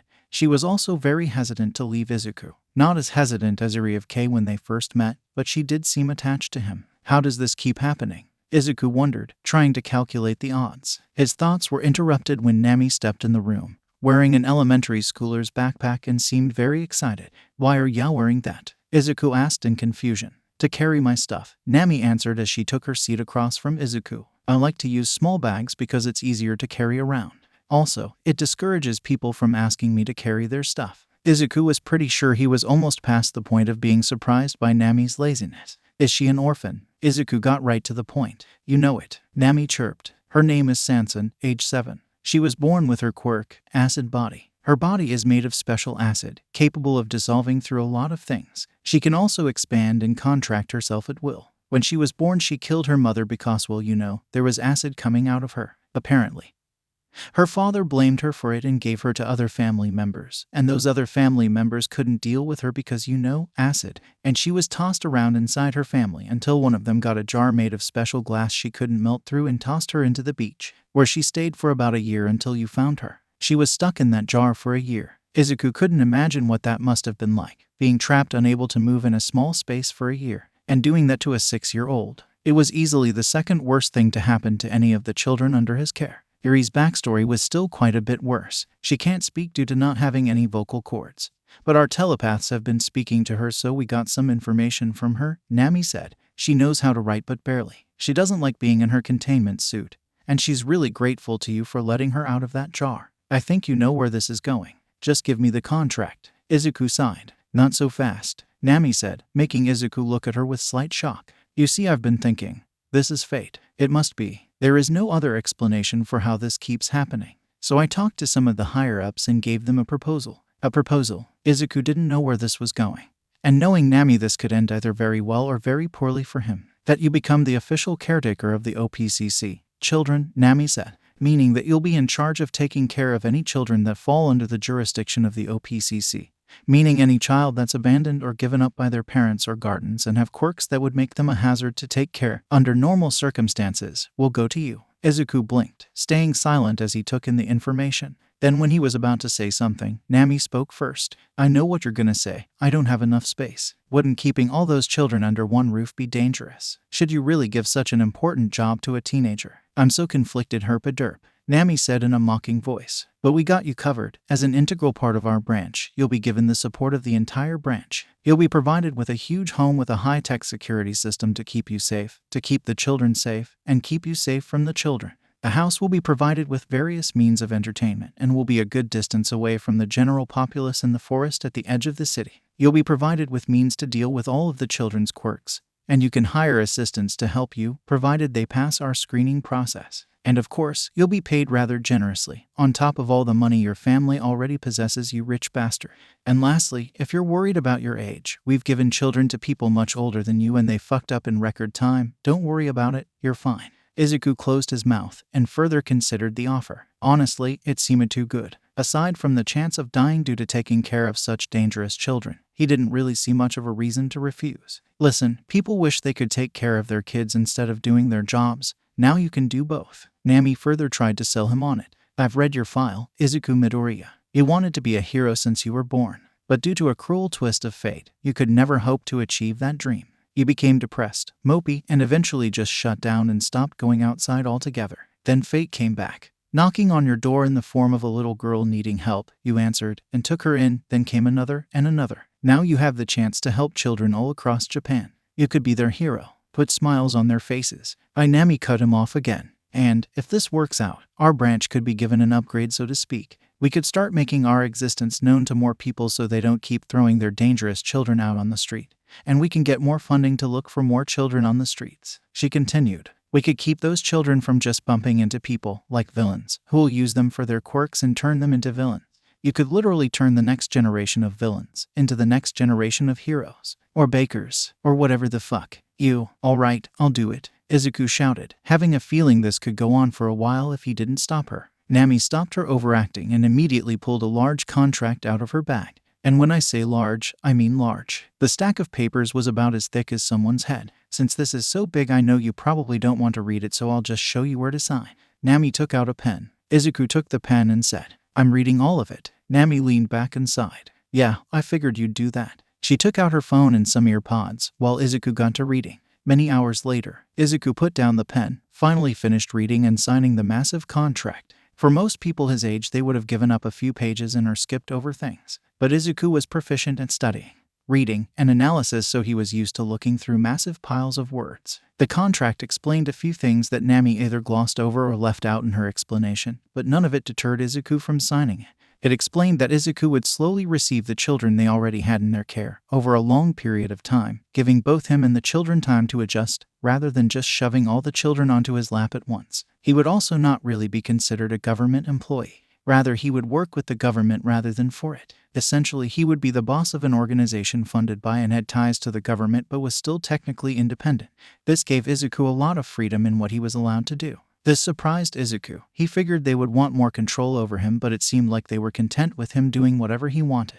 It was actually kinda worrying how much freedom he had. Most of the contract was just making sure he didn't back out of any agreements or stop accepting children. However, when Izuku remembered who wrote this contract, it made more sense. Izuku had done his research on the OPCC, and they were an extremely small and underfunded branch of the government, likely due to their inefficiency. They had difficulties finding people who would take care of the children they obtained. Hence, the children would spend most of their lives in a government facility with a growing sense they were rejected from society. And a small but noticeable percentage of children under their care had grown up to become villains. And due to the underfunding, it makes it hard for them to look for more dangerous children, and it makes it almost impossible to advertise themselves, which is why so little people know about them. So it makes sense that they would desperately want Izuku to sign this contract, as it would get rid of one of the main issues they were faced with and allow them to produce better results, and likely obtain more funding, as well as reducing their workload. Izuku looked at Nami, who had fallen asleep in her chair. Nami, Izuku said. The woman kept on sleeping. Her earpods kept her from hearing him. Izuku wondered how to wake her up. He could just touch her, but it felt rude and perverted to just touch a woman while they were sleeping. Or at least it was to Izuku. He found a nameplate on the desk and picked it up, before poking Nami in the shoulder with it. Huh? Nami woke up. Where am I? Oh, right, the big deal. Oh, right, the big deal. Nami looked at the signed contract in front of her, grabbing it and quickly flipping through it to make sure everything was signed. Haha, fuck yeah, she celebrated. I am definitely getting a fucking promotion. She looked at Izuku with a crazed grin on her face. The house will take a few weeks to complete and we'll notify you when it's done. Now if you excuse me, I'm buying drinks tonight." With that, Nami ran out of the room, jumping and cheering as she went. Izuku sat back and thought about what he just did. This was his job now. This was his life now. He would be spending the rest of his life giving children the happiness and love they deserved. He thought about the kids already under his care. He thought about them playing together, being happy. Because of him. He smiled slightly. If he couldn't be a hero, then he could settle for this. Animal Frankenstein. "Hey, Izuku," Fu said to get his attention as they were eating. "Is something wrong, Fu?" Normally Fu didn't talk while he ate, or did anything while he ate for that matter. He normally just ate like his life depended on it. "No, I just had a weird thought," Fu said. "So the meat I eat is used to replace my body when they rot or get ripped off, right?" "Right." Izuku wondered where he was going with this. "So that means my body is made up of a bunch of different animal meats?" Fu said. "I'm not a zombie. I'm an animal, Frankenstein." Izuku paused. There was a long pause as the two continued eating. Frankenstein was the name of the doctor, not the monster. Izuku corrected him. Fu looked confused. "Then what was the name of the monster?" "It doesn't have one. It's just called Frankenstein's monster," Izuku explained. Fu didn't seem to like that answer. "That's really dumb." Izuku shrugged. "I haven't read the book, so I can't really say." Just hold still. I'm almost done," Izuku said, holding up the last needle. The government had provided him with a special chemical that, when inserted into Sanson's acid, would render it inert. How long the chemical would last depended on how much of the chemical he gave her. The least he could give her would render her outer layer of goop inert, meaning she could still walk around and touch things, while also being able to swap that outer layer with the acid inside her. That would last about 10 hours. Or he could give her a full dose that would render all her acid inert. This would last about 24 hours. They also still had the suit just in case, but neither Sanson nor Izuku liked that option. The process of giving her the chemical was simple, however, it took some time. First, he would put on a special safety suit to protect him if he accidentally touched some of her acid. Then he would take a large needle and insert it into her repeatedly until he was done. What made this process a lot harder was that Sanson didn't ever like staying still. A part of her was always bouncing around and moving. He understood why, of course. She was stuck in a jar for a year and she wanted to move as much as possible. And being made of slime also made it so she could move around in a way normal people couldn't. It still made it a pain to complete the process though. Izuku watched as the last patch of green turned blue. "There we go. And we're done." "Guo." Sanson jumped around, her entire body jiggling as she did so. Izuku smiled. "Oof." He was interrupted as he was hit by a wet slap as Sanson burst onto his body. "Cold," Izuku thought as Sanson deformed and wrapped around his body, covering his entire torso. Then he felt her squeeze. It was like getting hugged by jello. "San, what are you doing?" Izuku asked her, using the shortened version of her name. Sanson reformed her head on Izuku's chest and gave him a bright, cheerful smile. Arwug. Izuku tried to figure out what she was trying to say. Contrary to what they first thought, it would be possible for her to talk. Kind of. Sanson was capable of changing her shape, a lot. She could potentially change or turn into anything she wanted, including altering the shape of her throat to change what noises she could make. By doing this, presumably, she could one day speak like a somewhat normal person. That would take a long, long time though. She would have to master both her shapeshifting ability and her speaking ability. Right now she could kind of string broken words in incomplete sentences. Her words were distorted by her slimy throat, making them even harder to make out. Arwug. Rug. No, there's no rugs in Hero. A hug. Izuku realized. You meant hug, right? Sanson's smile grew even wider and nodded. Her slimy hug grew even tighter. She seemed ecstatic, like this was the best day of her life. She really likes hugs. Wait. She never hugged me before. Or anyone until now. Izuku started thinking, and then he remembered. Before this she was made entirely of corrosive acid. If she touched anyone, that could result in serious injury or death. Meaning, she probably had never been hugged, never been held, and never been touched. San, Izuku called to her. Let's go get everyone, and give them the biggest group hug we can. Yeah, she smiled brightly. TV time. Izuku walked into the living room and saw a peculiar sight. Sanson was in front of the TV, trying to replicate what the characters were doing on screen. With her stretchy limbs, the remote for the TV encased inside her torso. Kiba had her head through the ceiling and was flailing around while she stuck in the ceiling. Izuku sighed. San, can you get your sister out of the ceiling? Sanson nodded, her head moving like a bobblehead. She extended her arm, grabbing Kiba's foot before pulling her out of the ceiling, letting her fall onto the couch. It's a good thing no one lives in the house upstairs, Izuku thought. Finally, I have been released. Now to enact my vengeance. Kiba lunged for the remote inside of Sanson. In response, the gooey girl increased the size of her legs, stretching her body up to the ceiling and causing Kiba to miss, crashing into the floor. Curses. Kiba was ready to lunge again, but Izuku stepped in. Wait. Izuku got in between the two of them. What have I said about fighting? This isn't a fight, Kiba protested. A fight involves two people bringing harm upon each other until one is no longer capable of standing. Seeing as Sanson is incapable of being harmed, one cannot truly fight her. Izuku sighed. Well, you're technically not wrong. Still, no punching or kicking or lunging or any type of attacking in the house. Izuku pointed to the hole in the ceiling. But she has been hogging the television. I am currently not watching my favorite anime so she can watch the 10,000th Avengers movie, Kiba protested. Izuku understood what happened now. Kiba must have been trying to get the remote.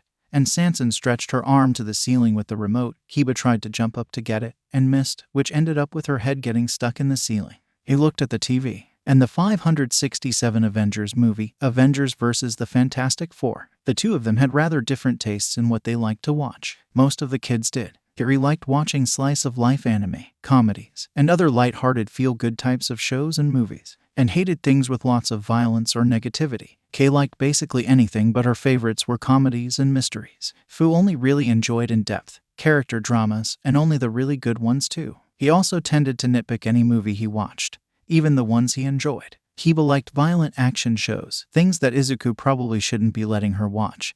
But considering she survived on the street for so long, she would probably be fine watching this. She was also particularly fond of anime, due to its overdramatic tendencies. Sanson loved watching with lots of action, particularly superhero movies and shows. She especially loved characters that could stretch like herself. Izuku thought about how to handle this problem. Should I do a TV schedule? No, we're going to move soon and they'll probably have more TV to use for themselves, so there's no sense in doing that. Alright, you two should handle things like big girls. If both of you want to watch TV, then you have to find a show you'll watch together, Izuku said. But the shows she watches are very different from the ones I watch, Kiba pointed out. No matter how different people's tastes are, you can probably find something they both like if you look hard enough, Izuku told them. And you might find something you like that you didn't think you would. Kiba seemed unconvinced but nodded anyway. Sanson agreed with that smile she always had on. It's like she was always happy no matter where she was. Although I would probably be happy to be anywhere after being in a jar for a year, Izuku thought. I'm going to go make dinner. If I see you two arguing about this again, I'll take away points. The two's eyes widened in fear. They nodded and immediately got onto the couch. Sanson took the remote out of her chest as the two surfed the endless content of the streaming services. A few hours later, Izuku walked into the living room, ready to tell the two that dinner was ready, when he saw a familiar sight. The two of them were glued to the screen. Sanson wrapped around Kiba as they watched One Piece. All good. I love that show. And even better, by the time they catch up to the newer episodes, they'll be adults, Izuku thought happily. Do it for them. Izuku was sitting at his desk, hunched over and flipping through a book with one hand while lifting a small dumbbell with the other. Today his mother was home and had offered to watch the kids, meaning he had taken the day to do some self-improvement. A lot of self-improvement, since he was going to be taking care of a lot of children. There were a lot of things he had to do. Firstly, he studied a lot of medical books. If he needed to care for kids, then making sure to keep them healthy, especially in case of an emergency. He also did a lot of studying on quirk counseling and quirk theory. Part of his contract required him to get his quirk counseling license sometime with the year. These two subjects were actually really easy for Izuku, as a lot of it was just learning how quirks worked and how they affected the users, something that Izuku already studied beforehand. He was also studying psychology. He wanted to understand the minds of the kids he was taking care of so he could help them better. There were also teaching books so he could properly provide an education for them. The contract said that how they were educated was up to his discretion and he wanted to do it personally. He felt it would make them more comfortable. Oh, and then there was cooking. The kids might get tired of eating from the wide, but still limited selection of what Izuku could make, so he needed to learn how to make more food. He was also learning how to improve his cooking and how to find the best ingredients because these kids deserve the best. Lastly, he was also looking at biology. Looking at the biology in people with quirks that didn't majorly alter their bodies might help him figure out what to do with kids whose quirks do majorly alter their bodies. And while he was doing all that, he also decided to improve his body. He was going to need all the strength, speed, and especially stamina to keep up with everyone. I feel exhausted, Izuku thought. Maybe I should stop now. I need to keep working to give them a better future. He looked at the clock. It was 7 at night. He started at 6, meaning he'd been working and studying for 13 hours. Oh crap. I need to plan out next week. Their education, their quirk training. What are we going to do for fun? What am I going to cook? Izuku quickly put away all of his books and his weights and took out a bunch of papers with different templates on them. One was for planning their activities. The other was to list any supplies they might need, and the last was a meal planner in which Izuku would plan what was going to be cooked and what he needed to cook them. He needed these planners because otherwise he would have to make these plans on the spot. And making plans that took into account the different personalities, tastes, and desires of 6 kids took time. Of course, he didn't need to strictly stick to these plans. They were more of a guideline, one that he would follow if nothing else came up. It took him another 2 hours to finish. Izuku sat back in his chair. He was so tired. I have to keep working. Izuku's eyes were closing. I have to. The green-haired boy fell into a deep sleep. Minutes later, Kei walked into the room. Izuku, can we? She stopped when she saw Izuku was asleep. She ran out of the room and into the living room. Guys, Izuku fell asleep at his desk again. Kei said, did he overwork again? Eri asked in concern. He really must learn to stop doing that, Kiba said, getting up off the couch. He's doing it for us, Fu said. He really wants us to be happy. I know that. Kiba stopped her act for a moment. I just wished he took better care of himself. Yeah, Sanson agreed. Well, I can't argue with that, Fu said. They all got up and walked into Izuku's room. Sanson grew in size, becoming as tall as the room itself. Then she gently lifted Izuku off of his seat and moved him onto the bed. Then the Goo Girl climbed into bed next to him, snuggling up into his side. You're going to bed so soon, Sanson? Kei asked. We can still have a goody time. That was terrible, Kiba groaned. You're saying my puns suck. Kei snickered. Why are you like this? Fu asked. Oh, not you too. You're just jealous that I'm better at puns than you'll ever, zombie. Kei laughed, covering her mouth so Izuku didn't wake up. I think they're funny, Eri admitted. Fu rolled his eyes. We should probably go to sleep now. I'll get the plastic sheet. Kiba, due to her immense strength, couldn't sleep next to anyone because she would accidentally squeeze them to death. Fu was the exception to this because he couldn't feel pain and could regenerate. However, they needed to put a plastic sheet wherever they slept because otherwise, Fu's blood would get everywhere. Kei and Eri crawled into bed with Izuku as they normally did. Sanson wrapped her arm around all 3 of them, before extending her other arm over to the light switch and shutting it off. Notebooks. Fu looked through Izuku's room, taking a bunch of his figures and posters and putting them into boxes. They had been packing up slowly over the past week. Seeing as their new home wouldn't be ready for a while, they still had plenty of time. Today, Fu had been tasked with picking up Izuku's hero merch. Seeing as he couldn't get tired, he was seen as the right person for the job. I knew Izuku had a lot of hero stuff, but now that I'm cleaning it, I'm starting to think he bought all the hero stuff in existence, he thought. After several minutes of taking down Izuku's stuff, he came to the closet. Wonder how much stuff is in here, Fu thought. He opened the closet, and to his surprise, there was no hero merch. Rather, a pile of notebooks with the words, Hero Analysis for the Future. Hero Analysis. What does analysis mean? Fu wondered. He was a smart kid, and he had read through some of a dictionary, but of course, there were still plenty of words he was unfamiliar with. He opened up the notebooks and started reading, and reading, and reading. Inside the notebooks were tons, and tons of notes about quirks, theories, observations, possible uses. Fu kept on reading for about an hour, intrigued by the content of the notebooks. Izuku wrote all this. Why? I mean, it's really cool, but why did he write this? It's mostly heroes, so did Izuku want to be a hero? Fu asked. He was flipping through the last few pages when he saw something odd. All the notes were incomplete, and there were darkened spots littered across the pages like they had been wet by rain or tears. And the last sentence written in the notebook said, I can't keep doing this, it hurts too much every time I look at these things, it hurts, I can't be a hero, Kaken's right, I'm just a useless, quirkless Deku, I'm putting these notebooks away, one day I'll throw them out, I don't even know why I'm writing this. This was very alarming to Fu. For one, this proved that Izuku wanted to be a hero at one point, but it seemed like he thought that he couldn't for some reason. What's worse is that Izuku called himself useless, which Fu knew wasn't true and was a very harsh thing to call yourself, and apparently, someone called Kaken was calling him this. This actually made Fu kinda mad. He probably would have been more upset if it weren't for the whole muted emotions thing. And then there was that word, quirkless. Now, Fu had never seen or heard this word before, but it wasn't hard to figure out. Homeless people had no homes. Penniless people had no money. So quirkless people must not have quirks. But that was impossible, at least to Fu. He had never seen a single person without a quirk. He had never even heard of someone without a quirk before. It had like being born without a head, although now that he thought about, some people were probably born without a head due to their quirk. Fu kept thinking about it. But what if there was a quirk that could take away quirks? That probably exists. And if it happened to Izuku, then he wouldn't have a quirk. And it would explain why Izuku doesn't want to talk about his quirk. Now everything was starting to make sense. Why he'd never seen Izuku use his quirk. Why Izuku never talked about his quirk. It's because it was taken away from him. Before Fu could continue his train of thought, the door opened up. Fu, what's taking you so long? Kiba walked in, followed by Eri, Kei, and Sanson. "We came to check on you," Kei said. "Are those Izuku's notebooks?" Eri asked. "Yeah, I think I finally figured out the secret behind Izuku's quirk," Fu said. One explanation later. "Izuku had his quirk stolen," Kei gasped. "I think so," Fu said. "And there is some friend called Kaken who calls Izuku such degrading things." Kiba fumed. "Even worse, it looks like Izuku believes it." Fu crossed his arms. "But that's not true. Izuku's great," Kei protested. "Goo." Sanson agreed with her. She didn't fully understand, but she knew that something bad was happening to Izuku and she didn't like that. Eri stayed silent as the other kids voiced their outrage. Izuku had told her about him being quirkless and that he had been picked on for it, back when he was trying to get her to completely open up to him.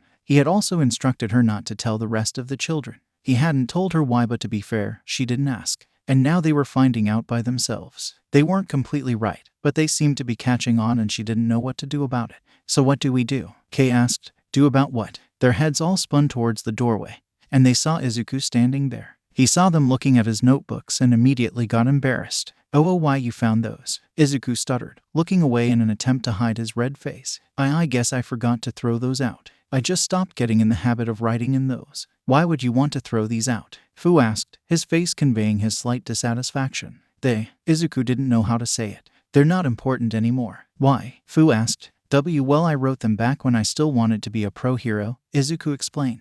"Now I don't need them anymore." "You wanted to be a pro hero?" Kiba asked, finally getting some information on her caretaker. "Yes." Izuku winced. It still hurt to talk about. "Why did you stop wanting to be one?" Kiba asked him. Izuku opened his mouth, but nothing came out as his mind searched for something to say. But he found nothing. He didn't like the idea of lying to these kids.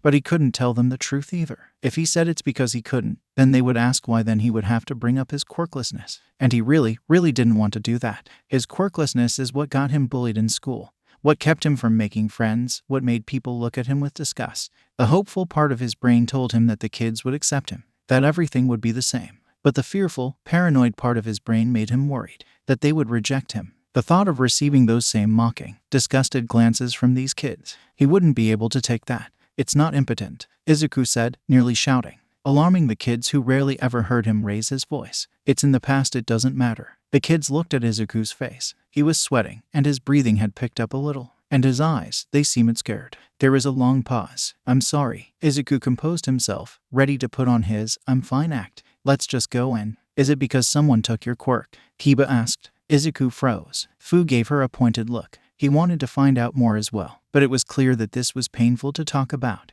There was another pause, this one even longer than the last one. Izuku gave them a pained expression. He couldn't hide it anymore. It was now or never. "No one stole my quirk. I was born without a quirk." All the kids' eyes widened, with the exception of Eri, who looked ashamed. "But everyone has a quirk," Kei said. "Not everyone," Izuku corrected her. "There is a very small amount of people in the world without a quirk. Most of them are old. But there is an even smaller amount of people my age without a quirk." "So you just never had a quirk?" Fu asked. Izuku nodded, looking at the floor. Everyone stayed silent. Izuku grit his teeth in anticipation. He hadn't felt so fearful of a response since he asked All Might if he could be a hero.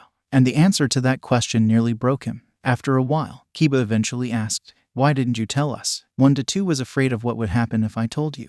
Izuku admitted. "When people find out I'm quirkless, they don't treat me the same. They laugh at me, they hate me, I was scared that if you found out you wouldn't want to be with me anymore." There was another pause, this time a very short pause. "That's stupid," Kiba shouted, alarming everyone. "Listen here, caretaker. Your lack of quirk matters not to us, and anyone who would treat such a kind person poorly is an enemy of the great Kiba. You took me and my minion in. You gave us food and a home when no one else would, and you have done so to the rest of my siblings. You are our caretaker, and we will forever respect you." "Yeah," Sanson agreed. "We'd never want to leave you, Izuku," Fu said. "Our lives have gotten a lot better since we met you, and not having a quirk doesn't really change that. You're just as great without a quirk as you are with one," Kei said. Eri gave him a determined nod. Izuku felt joy and relief fill him. They hadn't rejected him. Finally, someone hadn't rejected him. He fell to his knees and tears fell from his eyes. It felt like a weight had been lifted from his back. Sensing this was the time for a hug, Sanson extended her arms, encompassing Izuku and all the kids before bringing them all together in a tight embrace. "Thank you," Izuku sobbed. "Thank you all." Izuku smiled happily as he watched his children eat his food with such glee. It filled him with joy to see them all so happy eating what he made. There was Kei, the child he had saved from a villain. Her happy-go-lucky personality, love of puns, and sheer contagious happy energy made her a joy to be around, even if some of her puns could be a bit cringy. Fu, his only son, was a bit boring, but he was always very mindful of his siblings and father. He was smart, curious, and took after Izuku's habit of taking down notes of people's quirks. His quirk may have made him a bit gross at times, but that wasn't his fault and no one here begrudged him for it. Hiba was his most troublesome daughter, as her egotistical and silly personality, combined with her immense strength, caused her to get into trouble way more often than the other children. But she always meant well and was rather endearing despite her ego, making it hard to stay mad at her forever. Sansan can't really eat anything, so she was just in front of the TV. This time she was watching a hero fight on the news, eagerly trying to recreate the moves she saw on screen. It was really cute. Even if he was always nervous she would break something. Then there were his two biological daughters, Iri and Izumi. Izumi had light pink hair and purple eyes and was about 6 years old, the youngest out of all Izuku's kids. She did get Izuku's freckles though. Other than that she looked really nothing like him. He shook his head. He felt like something was wrong for some reason. However, he didn't have time to think about that. However, as Iri and Izumi suddenly ran into his legs, he looked down and saw the two smiling brightly at him. "Carry us," Izumi giggled. "Please." Iri smiled brightly at him. Izuku was glad that he had started working out, as he was able to more easily pick up the two small children.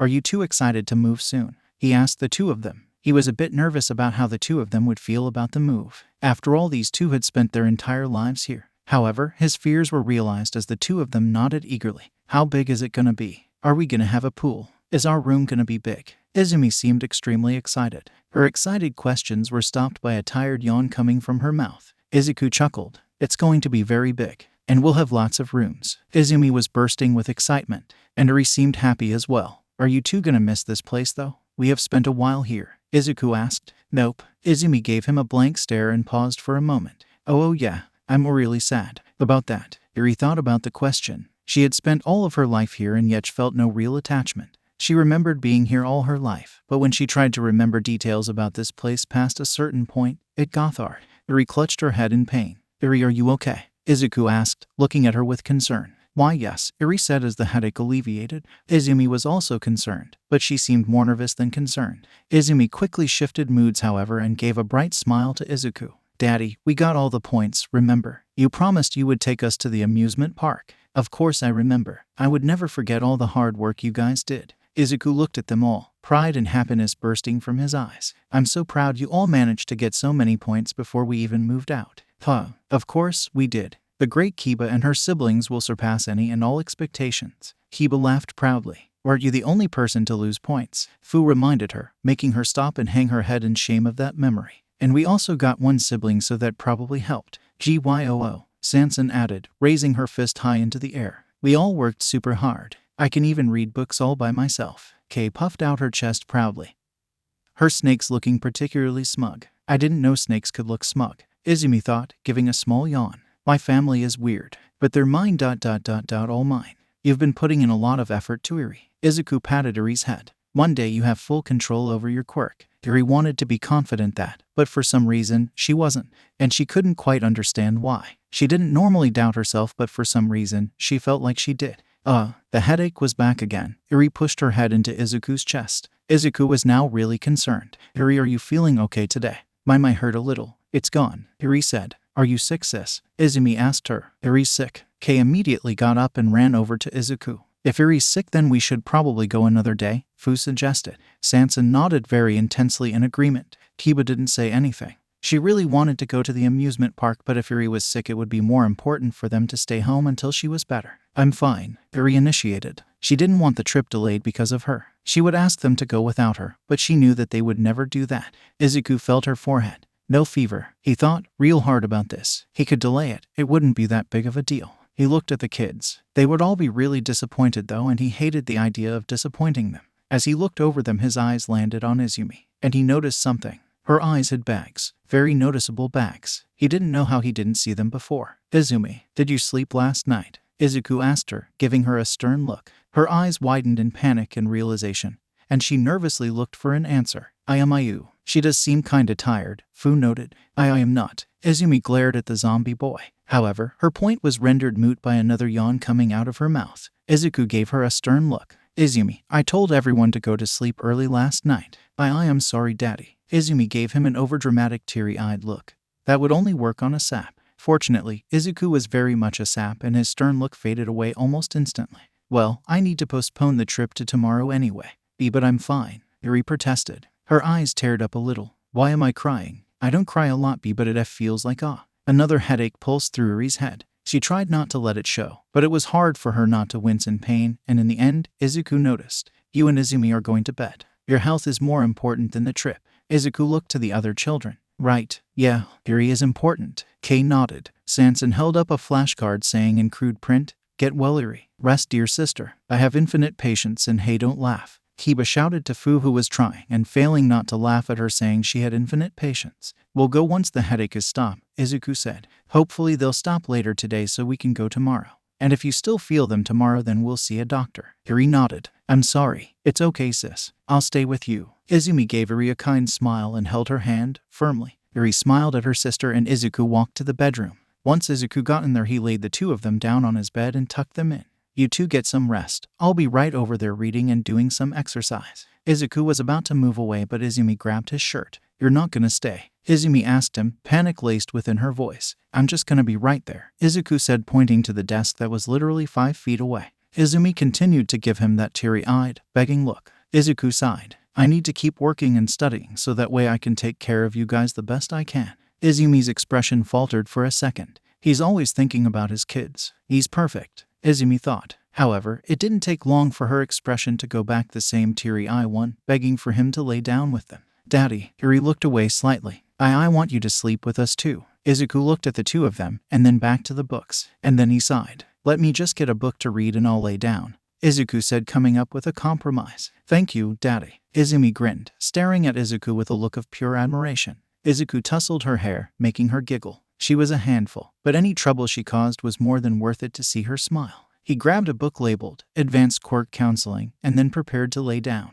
Can I be in the middle? Izumi asked, moving over so Izuku could be on the side. I want to hug big sis too. Izuku looked at her, who in response hugged Izumi and gave Izuku a nod saying he was okay with it. He crawled into bed and felt Izumi immediately pull him in closer, latching onto both him and Yuri and holding them tight. Izumi was in paradise, sleeping next to her father and her slightly older sister, getting hugged by that sister as her father gently strokes both their head. It was everything she could ever want, everything she had dreamed of. Sniff. Yuri opened her eyes and Izuku tore his attention from his book and turned to Izumi. Tears started leaking from her eyes and Izumi started crying into Izuku and Yuri's arms. Daddy, big sis, you love me, right? Izumi asked tearfully. Right. Of course we do, Izuku said instantly. Yes, Yuri said almost as fast, hugging her sister a bit closer to her. We love our siblings more than anything else in the world, Izuku said, soothingly rubbing the back of her head. Izumi leaned into their embraces. It was real. It was all here. They loved her. They cared for her. They wanted her here. Her eyes started to close. She was really tired. After all, she had been busy all of last night. Her eyes closed, and she fell asleep. Meanwhile, with the other kids, Fu, Kiba, Kei, and Sanson were playing Superhero Bash together on the couch. Or rather, Kiba was fighting a Fu and Kei who teamed up to fight against her, while Sanson just ran around throwing random attacks and off-staging herself because she didn't really know how to play the game. I grabbed her. Fu, use your ultimate, Kei shouted. Damn death arms and his absurd grab range, Kiba growled as she button-mashed to try and escape. Fu activated his ultimate attack with Hawks, hitting both Edge Shot and Death Arms. After a short cinematic, both characters were sent flying off-screen. Curses, Kiba shouted, throwing her controller. The controller flew out and hit one of the boxes, knocking it over and breaking the controller. Kiba's eyes widened in panic. Oh no, oh no, oh no. She ran over to the fallen box and picked up the broken controller. Dad is gonna be so mad. Kiba dropped her usual persona. For the controller or for the pictures? Fu asked. Pictures. Kiba looked up and saw the box had opened up and the picture frames had spilled out. Kiba quickly picked up the box and started putting back the frames into the box. Fu paused the game and went over to help and started looking at the pictures, when he noticed something odd and picked up a certain picture. What are you doing? We need to put these away. Kiba snatched the picture. Wait, look at that picture, Fu said. Kiba looked at the picture. It was a picture they had all taken after they got Sanson. Their first group hug. Sanson was wrapped around all of them like a gooey rubber band while Izuku held up the camera trying to get the best shot. However, something was off. Izumi wasn't in it. Kiba looked at the picture in confusion. She remembered Izumi being in that photo. So why wasn't she actually in it? Fu was equally confused. Why Kiba suddenly dropped the picture as a massive headache hit her like a truck. Kiba, what's Fu stopped, as he suddenly felt strange. Something was happening in his head. Kiba, Kay, and Sanson immediately got off the couch and ran towards the vampire girl in pain. Goo. Sanson moved around Kiba, trying to see what was hurting her. Meanwhile, in their minds, something changed. Their memories of taking the picture now matched up with the picture itself. Kiba's headache stopped and the girl groaned in pain. What was that? Izumi was never in that picture. Fu realized. You remember it now too. Kiba gave him a pointed look. How is it you didn't suffer from a headache like I did? Probably because I can't feel pain. Fu guessed. He put his thumb to his lips and got into a thinking stance. Izumi wasn't in that picture, so why did we remember her being in it? Also, why did Kiba have a huge headache before she could remember it right? What are you talking about? Kay asked, totally confused. You recall our first group embrace when Sanson first arrived, correct? Kiba asked Kay while she picked up the photo. Yeah, it was great. It was like being covered in jelly. Kay chirped. Sanson was evidently happy to hear this and wrapped her in a hug, making the two of them giggle. And you remember Izumi being in the picture, right? Kiba asked her.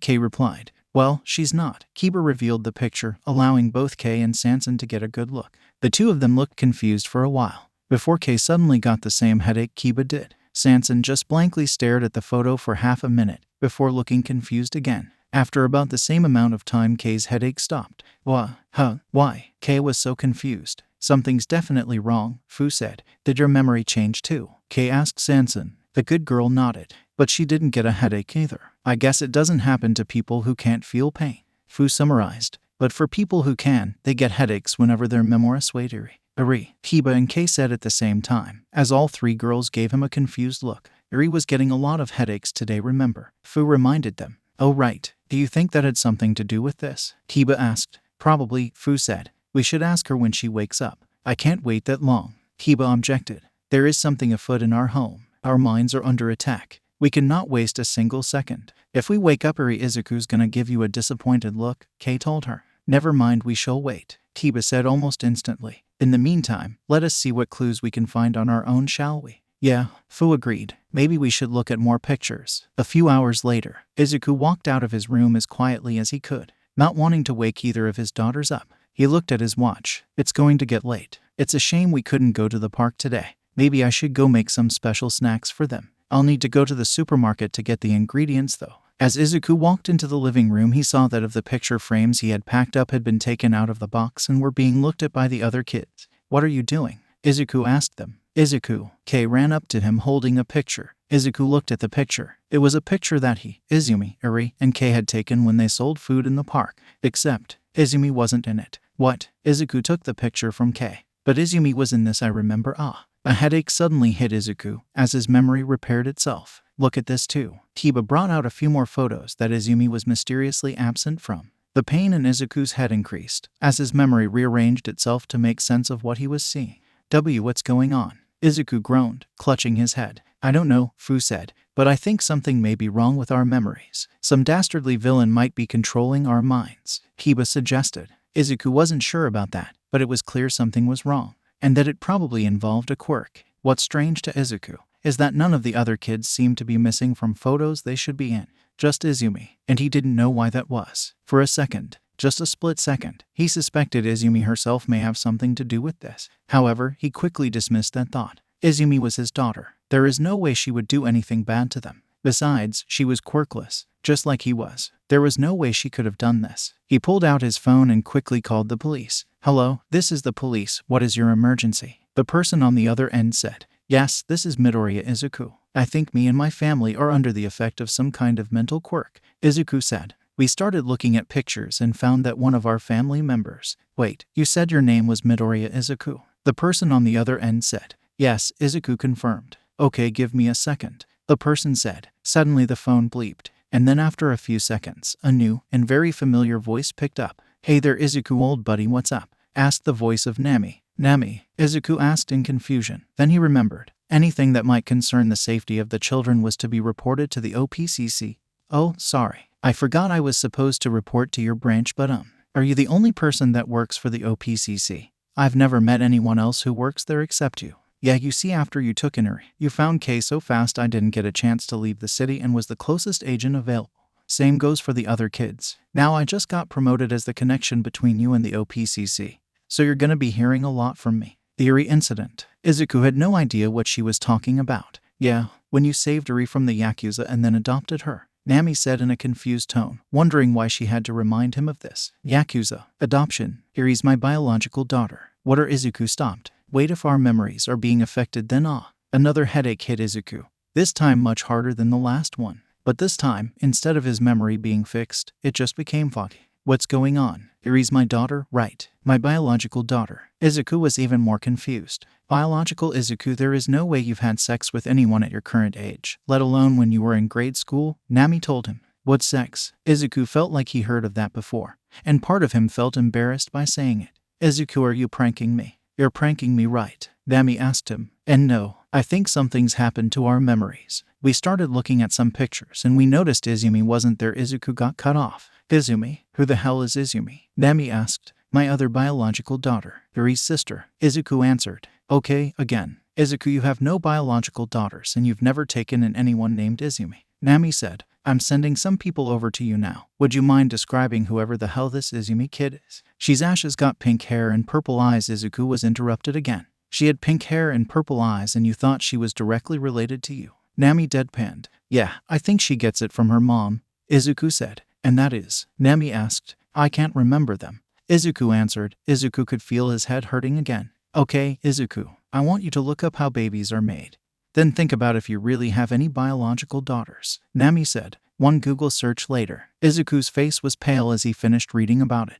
What's worse is that as he had read it, the memories of learning about it came back to him. Meaning he had to learn about the birds and bees twice. I know I didn't do that with anyone, but that means that suddenly it hit Izuku. This headache wasn't nearly as long, but it hit Izuku like a bullet, causing him to pass out as memories swirled and changed in his head. Hours later, Izuku groaned. He opened his eyes and saw Nami's deadpan face staring at him. You really couldn't wait until you got the bigger house? She asked him. Her deadpan broke and gave way into an amused smile. I really think you have some sort of secret quirk that attracts children. What are you then? It all came back to him. I don't have any biological daughters. No shit. Nami chuckled. Izuku looked around and saw he was still in his house, in the living room, on his couch. He saw a bunch of agents in his kitchen raiding his fridge. I'm guessing those are your friends. Izuku sighed. Yup, you're rich. You can take us raiding your fridge, Nami said, taking out one of the lollipops he had for the kids and sucking on it. I remember everything now, Izuku said. Yeah, turns out all your memories were altered by that girl, Nami said. We had our specialist fix your noggin, so you're welcome. That girl Izumi, Izuku realized. Izumi had never shown up until today, and then suddenly all their memories included her. Yeah, that's not her real name, Nami informed him. Her real name Kyoku Amoid, and as you can guess, she can alter memories. She's 6, coming up on 7, and she's actually not an orphan for once. She has 2 parents and an older sister. Okay, this was a lot to take in. A small child had broken into his house and changed not only his memory, but the memory of his entire family and inserted herself into their lives. Then he remembered something. When they laid down and she started crying, begging for them to say they loved her and while clinging to them. Why did she do all this? Izuku had a bad feeling about what the girl's motivation might be. Oh, we don't know. Nami shrugged. When we came in, she absolutely lost her shit. She started crying and screaming hysterically, so much to the point where it scared the other children and some of my guys and me. It was really depressing to look at too. Our guys have been trying to get her to talk to her for a while, but she's not cooperating. Think you can give us a hand? Izuku nodded and Nami led him to his mother's room, which had 2 guards in front of it. The guards moved aside and let the 2 of them in. Inside, sitting on his mother's bed, was Kyoku, sobbing into her hands. When she heard the door open, her head shot towards it.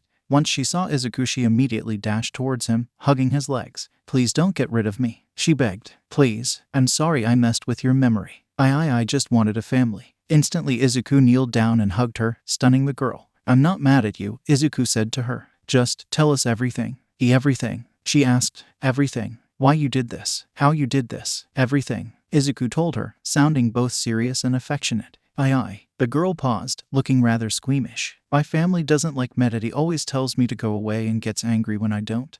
And mommy is always not there, in the head. Big sister hates me too. Most of the time they all just ignore me. When I got my quirk, I tried to make them love me. But my quirk can't change someone like that. They just remembered everything and punished me. Neglectful family. Guess I'll have to get legal on the line. Nami sighed. Izuku would have been amazed that Nami actually sounded kind of professional. But his attention was focused purely on the girl. He had feared that her family was neglectful or abusive the minute Nami mentioned she had a family. Izuku could guess her motivation from here. Then I saw you and your family. I saw how much you loved them and cared for them and too wanted it so bad. Kyoku sobbed.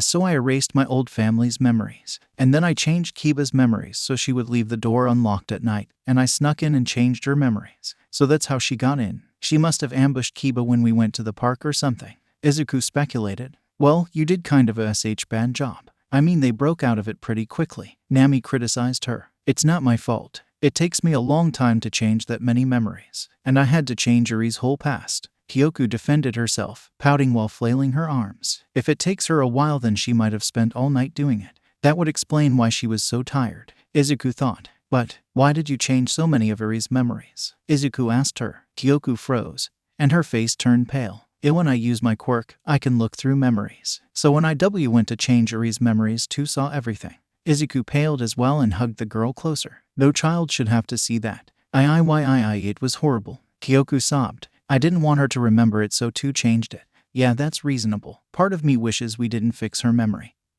But we're complied to by contract, so yeah. But if you want to erase all that stuff from her noggin later, then that's up to you, Nami said. Izuku contemplated that, before quickly pushing it to the back of his mind.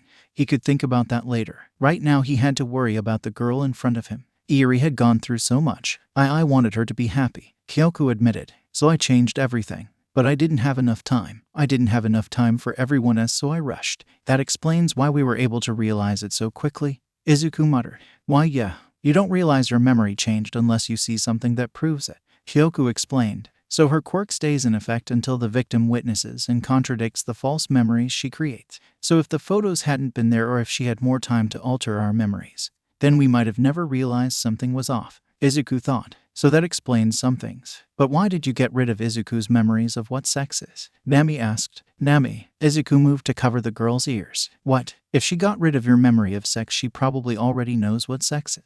She probably figured it out from looking at her parents' memories, Nami protested, crossing her arms and pouting like a child. Geez, Kyoku looked away, her face turning red from embarrassment. 1 to 2 wanted to be his real daughter, but I knew that I couldn't do that if he knew where babies came from, so I erased it. So you got greedy, and instead of settling for being an adopted kid, you went for the biological route, Nami said before getting lightly elbowed by Izuku, who glared at her fiercely. Now is not the time to criticize her, Izuku whispered, growled. Nami put her hands up defensively and backed away. Izuku looked back at Kyoku, who was crying fiercely. I am sorry, I really wanted someone to love me, Kyoku cried. Izuku's heart ached and he pulled the girl into a tiger hug. I'm sorry. Kyoku froze for a second, before looking at Izuku with confusion. What? Why are you sorry? I'm sorry that you felt like you needed to make someone love you, Izuku explained. No child should have to feel that way. I'll give you all the love you want, so you don't have to do something like that even again. Kyoku's eyes were wide with shock. She knew he was nice, but she never would have expected him to be this nice. Once the shock dispersed, the only things left were tears. Tears for having finally found someone who loves her. Tears for it having taken so long. Tears for all the things she's been through. And tears for the fact that it was all over. And so she cried into his chest, while he lovingly patted her back. It's okay.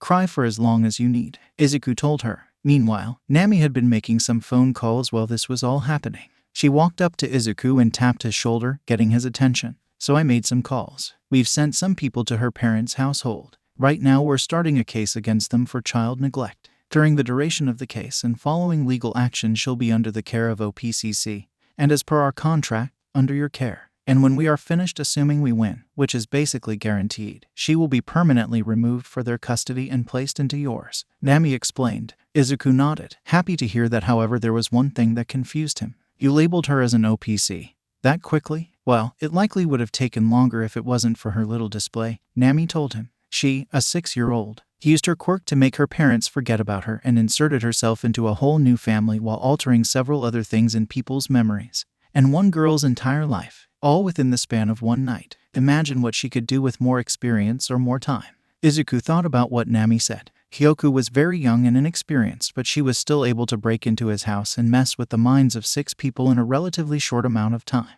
Yuri's personality even changed due to her not remembering past traumas that haunted her. She could in theory change people's entire lives in an instant, or even change how they act and what they do. It was an extremely dangerous quirk if in the wrong hands. and therefore the government wanted to make sure it was in the right hands. Not that it mattered to him much. He would have probably tried to adopt her regardless of how powerful her quirk was. Dad. Getting used to a new addition to the family had become much easier for Izuku. It helped that Izuku still recalled many of the false memories Kyoku gave him, giving him a general idea of how she was and how she acted, or at least how she perceived herself and how she acted. However, there was one thing Izuku had not gotten used to. "Oh, Daddy, you're too good at this game."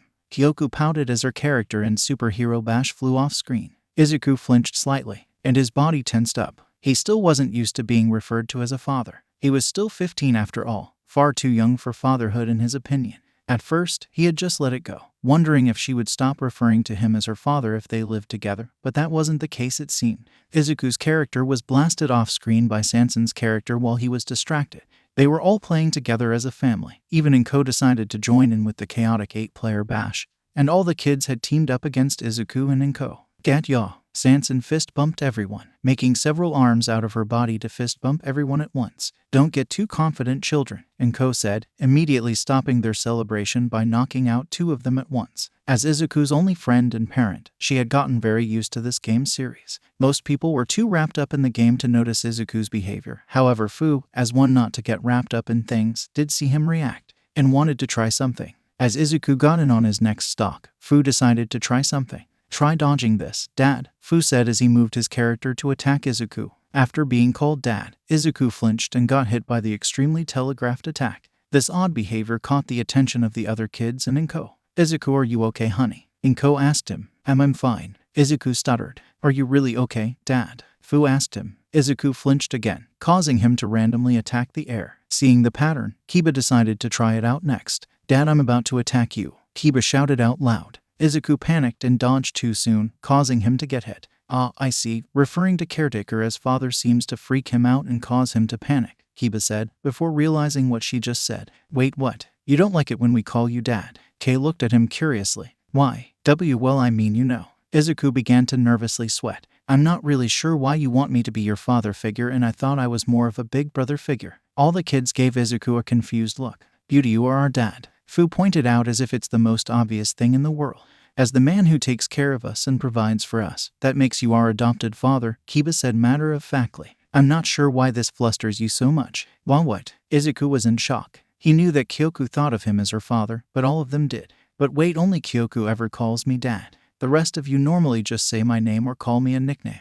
I refer to you as caretaker as it is your title. You take care of children. It is only respectful that I refer to by your title or as father. I simply choose to refer to you by title," Kiba explained. "I wasn't fully comfortable thinking of you as my dad at first, but after I got used to it I had already been calling you by your first name," Fu said. "Dada." Sanson moved herself onto his lap. "I thought you liked being called Izuku, so I just called you that," Kei explained. "But I still always thought you were my dad now. You're a lot more like a dad than my other one." I always wanted you to be my dad," Eri said quietly. "I just want a dad who loves me," Kyoku said. Izuku wanted to point out how he was too unqualified, too young, to him. "Well, I suppose that makes me a grandmother now." Inko gave a small giggle in amusement. "Mom," Izuku gave her a betrayed look. She was legally the parent here, even if she wasn't around much. Then it struck him. He looked at the faces of the kids, his kids. He had been the one taking care of them. And while his mother did bring in lots of cash, he was also bringing in income and providing for them. He taught them, made sure they were safe, comforted them when they needed it, and showed them an affection. And at the end of the day, they just wanted a parent who would do all that for them. Not an older brother, a parent. But can I be that for them? I'm just a Deku. Izuku doubted himself. But if I don't do it, no one will. Mom's too busy to be that parent for them like she was for me. And even if she wasn't, I couldn't ask her to. I'm the one who agreed to take care of them. So I have to take responsibility. If they want me to be their father, then I have to do everything I can to be the best father I can be. Okay, Izuku said, taking all this in as best he could. The idea still made him uneasy, but he was determined now. I guess I'm a dad now. I wonder if I can change some of the paperwork. Soon enough the kids went back to the game. However, Inko was distracted by proudly looking at her son, trying not to cry. My baby, look at how you've grown, she thought. A new life. Izuku looked at the two children in front of him, Kyoku and Eri. So, Izuku wasn't sure how to propose this question. Burrito, you remember that fake life Kyoku gave you? Eri nodded. For the most part, the kids had forgiven Kyoku after she apologized, seeing as most of them could sympathize with her rather easily. However, Eri had been different after her memories came back. She had been quieter and a bit more out of it, staring off into the distance randomly and not hearing when someone was calling her. It's like she was somewhere else. So how do you feel about it? Izuku asked. There was a long pause. I wish it were real. Eri started to cry. Don't cry, big sis. Kyoku immediately got out of her seat to comfort her. Kyoku had immediately taken to Eri, mainly out of pity for the horrible life she lived. She always tried to comfort her and protect her and make her feel happy. It was very sweet in Izuku's opinion. But with Eri, it was as Izuku feared. She didn't want her memories back. She wanted her fake life instead. Don't worry, big sis. I'll just replace your memories again. Kyoku was about to put her hands on Eri's head to activate her quirk. But Izuku stopped her. Daddy. Kyoku gave Izuku a confused look. We can't just replace her entire life with a fake one, Izuku told her. Why? Kyoku got a bit upset. She saw that her sister was suffering and wanted to help really badly. Eri was also curious as to why Izuku stopped her. When it came to tough decisions that involved his kids, Izuku had one way of doing it. He thought back to his own life and tried to either compare points of his life to theirs or put himself in their shoes. Back after All Might told him he couldn't be a hero. He hid away in his room, staying away from everyone else. When life got tough, he ran away, until life caught up to him and gave him a new purpose. Now his life was much better. He had a goal, one he could reasonably achieve. He was helping people. All Might had even claimed they were friends. But did that mean he should forget his old one? He could. He was moving soon, and it's not like he would need to see any of his old classmates or teachers again. Even Kaken. If we wanted to, he could just erase his past and embrace his future. But if he did that, would he still be the same person? In these kids, he saw a bit of himself. Someone who was rejected by others for something they couldn't control. If he forgot that part of himself, would he still look at them the same way? Of course, he was sure he would still love them all, but would he be able to relate to them as well? Would he have felt the need to agree to take care of an unknown but almost certainly large amount of children, just because he knew how it felt to finally be accepted after years of being scorned by others? Perhaps it was wrong to compare his life to Eri's, considering the things he had been through paled when compared to the things she endured. Beauty was his only point of reference. He would make the decision he thought would best serve her, as he always would. I'm not a psychologist, but I do know that embracing a fake reality isn't healthy, Izuku told her. People only become stronger after they've gone through bad things. And I know that Eri one day will become stronger than any of us. Why you really think that? Eri asked him tearfully. Izuku smiled at her and embraced the two. Of course. There was a short pause before Izuku added. But at the same time, no one should have to deal with what Eri went through. So Kyoku, I would like to ask you to erase some of Eri's memories. Just some of the stuff that Overhaul did to her and a few other things. Kyoku seemed nervous. She had never done anything that specific before. Can y'all help me? Of course, Izuku told her. Kyoku looked at Eri. She didn't relish the idea of looking back into Eri's memories. It was dark and horrible in there. But her family accepted her, and even after she used her quirk on them, so she had to do what she could for her family. She placed her hands on Eri's head, and their work began. Where does it go? Has she always been doing this? How did I never notice this? Fu thought, his eyes transfixed on a peculiar sight. Kay was eating. Or rather, she was feeding one of her snakes an egg. It was mesmerizing in a way, watching that snake swallow the egg. But it brought to mind one question. Fu got up from the couch where he and Sanson were watching TV, and walked up to Kay. Where does that go? Where does what go? Kay asked in return. The egg. If your snakes eat something, where does it go? Fu clarified. Kay looked at him, blinked again, and then said, Izuku. The two of them ran towards Izuku's room and saw him studying, with Kyoku and Eri also studying in the room. Oh, did you two need something? Izuku asked, looking away from his mental health guidebook. When I feed my snakes, where does it go? Kay asked him enthusiastically. Well, you see, all your snakes are connected to one tube in your body, and that tube goes down your neck, through your body, and into your stomach. So technically you have two ways of eating. Izuku informed her. Wow, Izuku, you sure know a lot. You're a really kid. Kay giggled. She was eating eggs, wasn't she? Izuku asked, giving the two an unimpressed look. Yes, Fu sighed. I can't feel pain, but her puns hurt me. At least you weren't in her head. Do you know how many puns I saw in there? Kyoku said. Well, to be fair, those were only for Memo me to see. Kay snickered. Kay, I'm going to buy you a joke book. Please learn from it. Izuku deadpanned. Bad words. Fuck, Kyoku said after stubbing her toe on the living room table. Izuku, who was cooking with one of his mother's aprons on, eyes widened, and alarm bells rang in his head. He immediately turned off the stove and ran towards Kyoku. Don't say that word, Izuku shouted. Ape. Kyoku was alarmed by how loud his voice was. Sorry, Izuku apologized. But you can't say that word. Why? Kyoku wasn't one to argue with her family, and Izuku especially. She just wanted to know what about that word made him react like that. After all, she saw her parents use it plenty of times in their memories, and he saw the evil blonde-haired kid Kaken say it a lot in Izuku's memories. It's a really bad word, Izuku told her. You just shouldn't say it. Okay. Kyoku agreed. Am I in trouble? No, I'll let it go this time since you didn't know. But I will be very upset and disappointed if you do it again, Izuku told her, seeing fear grow in her eyes. One of the things that made his job easier is that the only real punishment he needed to give most of them was just him being disappointed.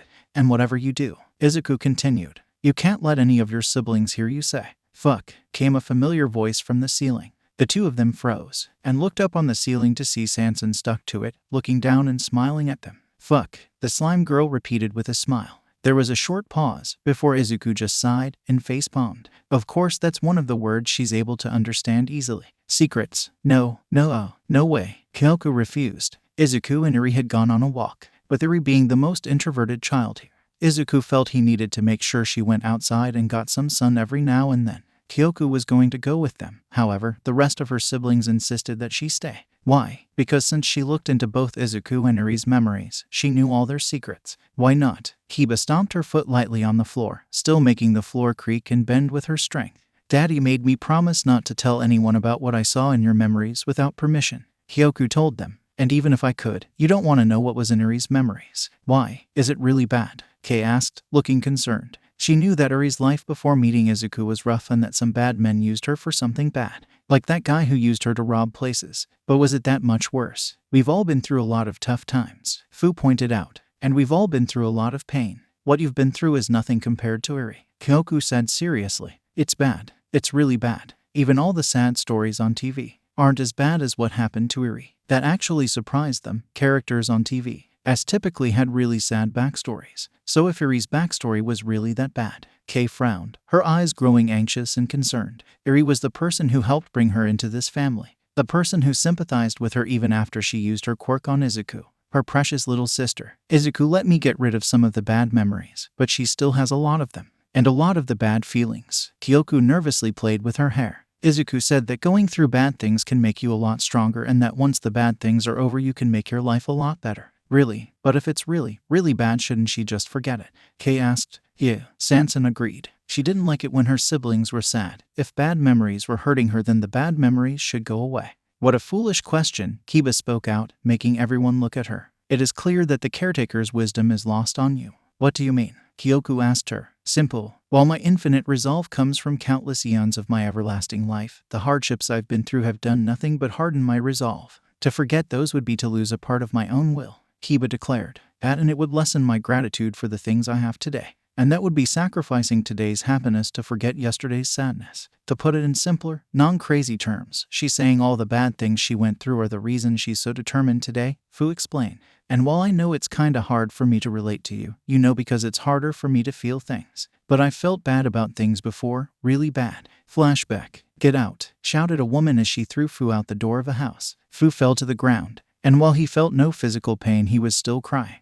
Mama, no. Please, I'm sorry. Fu begged for forgiveness. This is the second time you've bit someone, and you got your rotten body parts all over the floor. The woman, Fuhai's mother, shouted at him. I don't want a disgusting undead monster as a son. And are those tears? So have you just been pretending not to feel all this time? Get out, and never come back. Flashback end. Fu felt a small flash of pain bubble up inside him as he remembered that. But it was gone as fast as it came. But I learned things about myself after those. And if I lose those memories, then I don't learn anything, Fu said. Sanson, if you forgot all that time you spent in the jar, would you enjoy moving around and being free as much? Goo. Sanson thought hard about that question. She hated being in that jar. It was so boring, and not being able to move much was a nightmare. She had been there so long she thought she was gonna be stuck there forever. And she was so happy and thankful when she finally got released. Now she always made sure to move around with the energy of a nuclear reactor. And Kei, would you be able to take it as well as you do when we point out that your jokes are garbage? Fu asked, letting go of the insult to her punning wit. Kei thought hard about that. A lot of people insulted her. Like a lot of people. And eventually, she just learned to roll with the punches and was almost immune to it. It didn't offset how terrible she felt back then, but it was something positive she carried with her to this day. Bad things happened to us, and those things are over now. We must use those bad experiences to carve out a better future, Kiba said. After that rousing speech, the others started to understand a little. We should trust Izuku. Even if we don't understand what he's trying to do, we should trust he's always trying to help us. Kay determined. Kyoku thought about that. While she had seen the horrors of Iri's memories, she had also seen Izuku's memories as well. She's seen just how brave he was saving Iri from that horrible man, how much time and energy he put into trying to help every single one of his kids, how kind and forgiving he'd been since he was young. Immediately she felt bad for showing even the slightest bit of doubt in her new father. Hey, if you can't tell us about Iri, what about Izuku? Kay asked. Kyoku shook her head. He said not to say anything. But the pink-haired girl's fist clenched in anger, remembering what she saw in his memories. Iri's memories left her horrified and were the source of most of her current nightmares.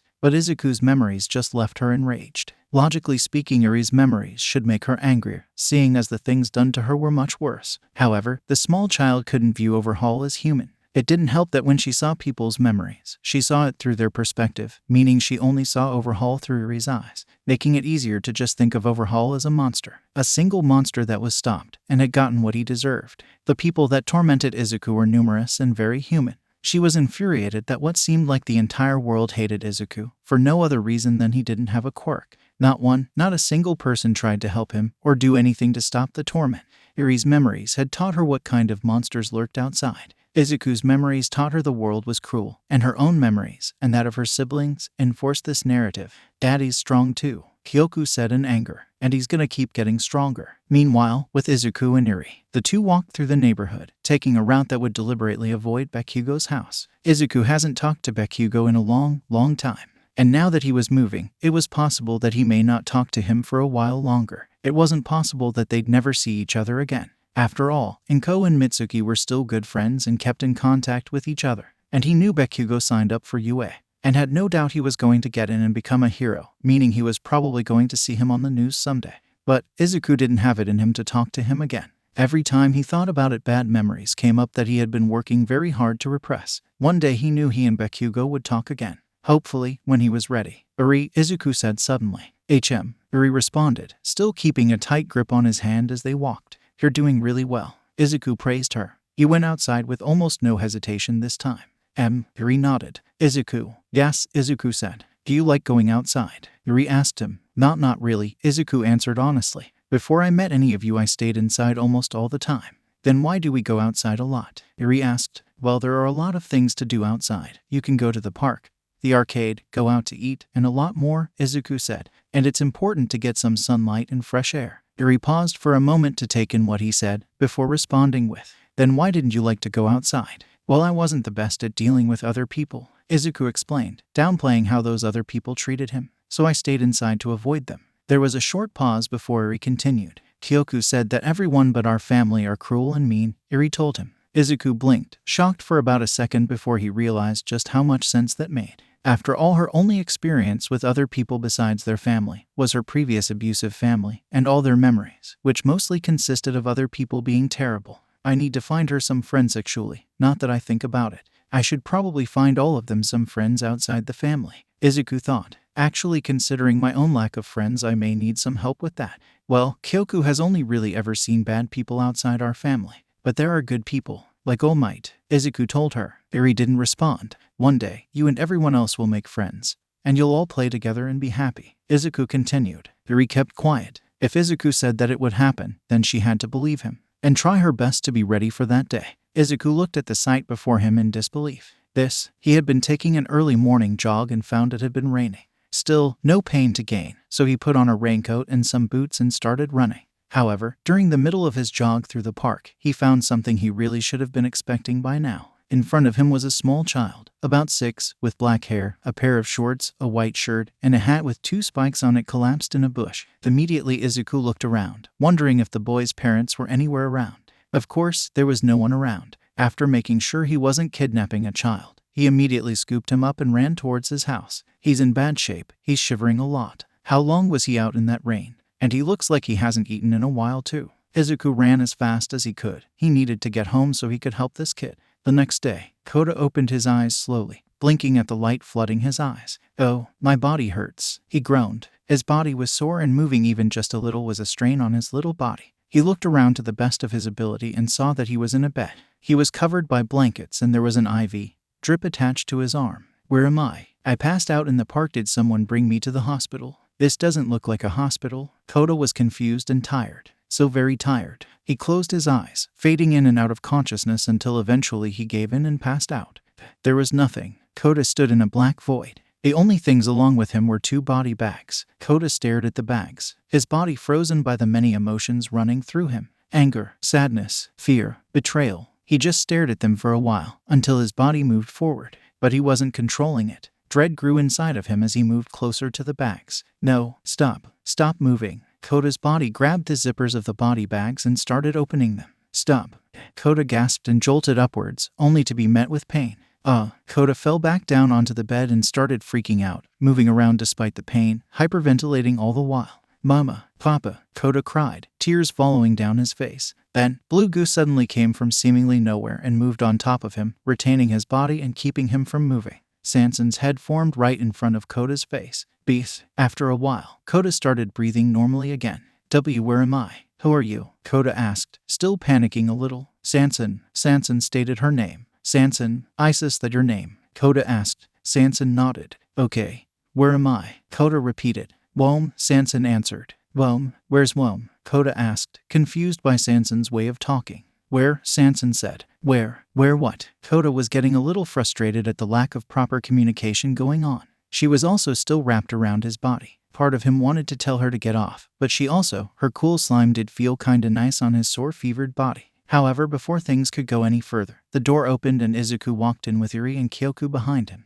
You're awake, Izuku said in a relieved tone. I was worried you might not wake up. You were in really bad condition when I found you. Where am I? Kota asked impatiently, annoyed at having to ask so many times, as well as slightly fearful due to waking up in an unknown place. I'm sorry, you must be confused. Izuku apologized. I'm Izuku Midoriya. The girls you see are my daughters. Kind of. Kota gave him a skeptical look. He may be very young, but even he knew that Izuku was way too young to have kids, especially this many. Lair. Kyoku gave Kota a vicious death glare. Daddy isn't a lair. It's okay, Kyoku. I would be skeptical if I was in his position too. Izuku tried to calm her, before addressing Kota. I know it's hard to believe, but there's been some special circumstances that lead to this. Kota still gave him a distrustful look for a few moments, before looking at Sanson. Oh, right. Sorry about her. I saw you were fussing in your sleep and the doctor said that you shouldn't move around too much, so I told her to stay here and keep you from moving if you started thrashing.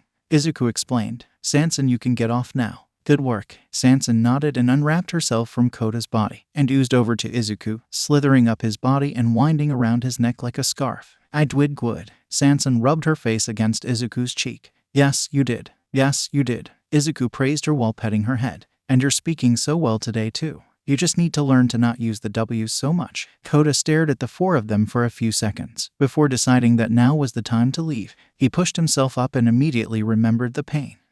Didn't you hear him? You can't move, dummy. Kyoku scolded him. Kyoku, what have I said about name calling? Izuku said sternly. I only called him a dummy. Kyoku defended. I could have called him a. One more word and that's 10 points off, Izuku warned her. Kyoku promptly closed her mouth. Izuku turned back to Kota. But she is right. I told you not to move or you'll just get even sicker. You can't tell me what to do, Kota said defiantly, still glaring at Izuku while trying to move out of the bed. Sanson, sorry to ask you to do this again, but can you keep him from moving? Izuku asked remorsefully. No P-Wob. Sanson gave him a thumbs up. The good girl then quickly moved over Kota, making several arms and moving Kota back onto the center of the bed, putting the covers back over him and keeping him from moving in one fell swoop. Hey, Kota protested. Let go. This is kidnapping. It's not really. Izuku sighed. While you were asleep, I looked around to see if anyone was looking for you. He had actually been looking to see if his parents were looking for him, but knowing his situation, it would probably be best not to say that.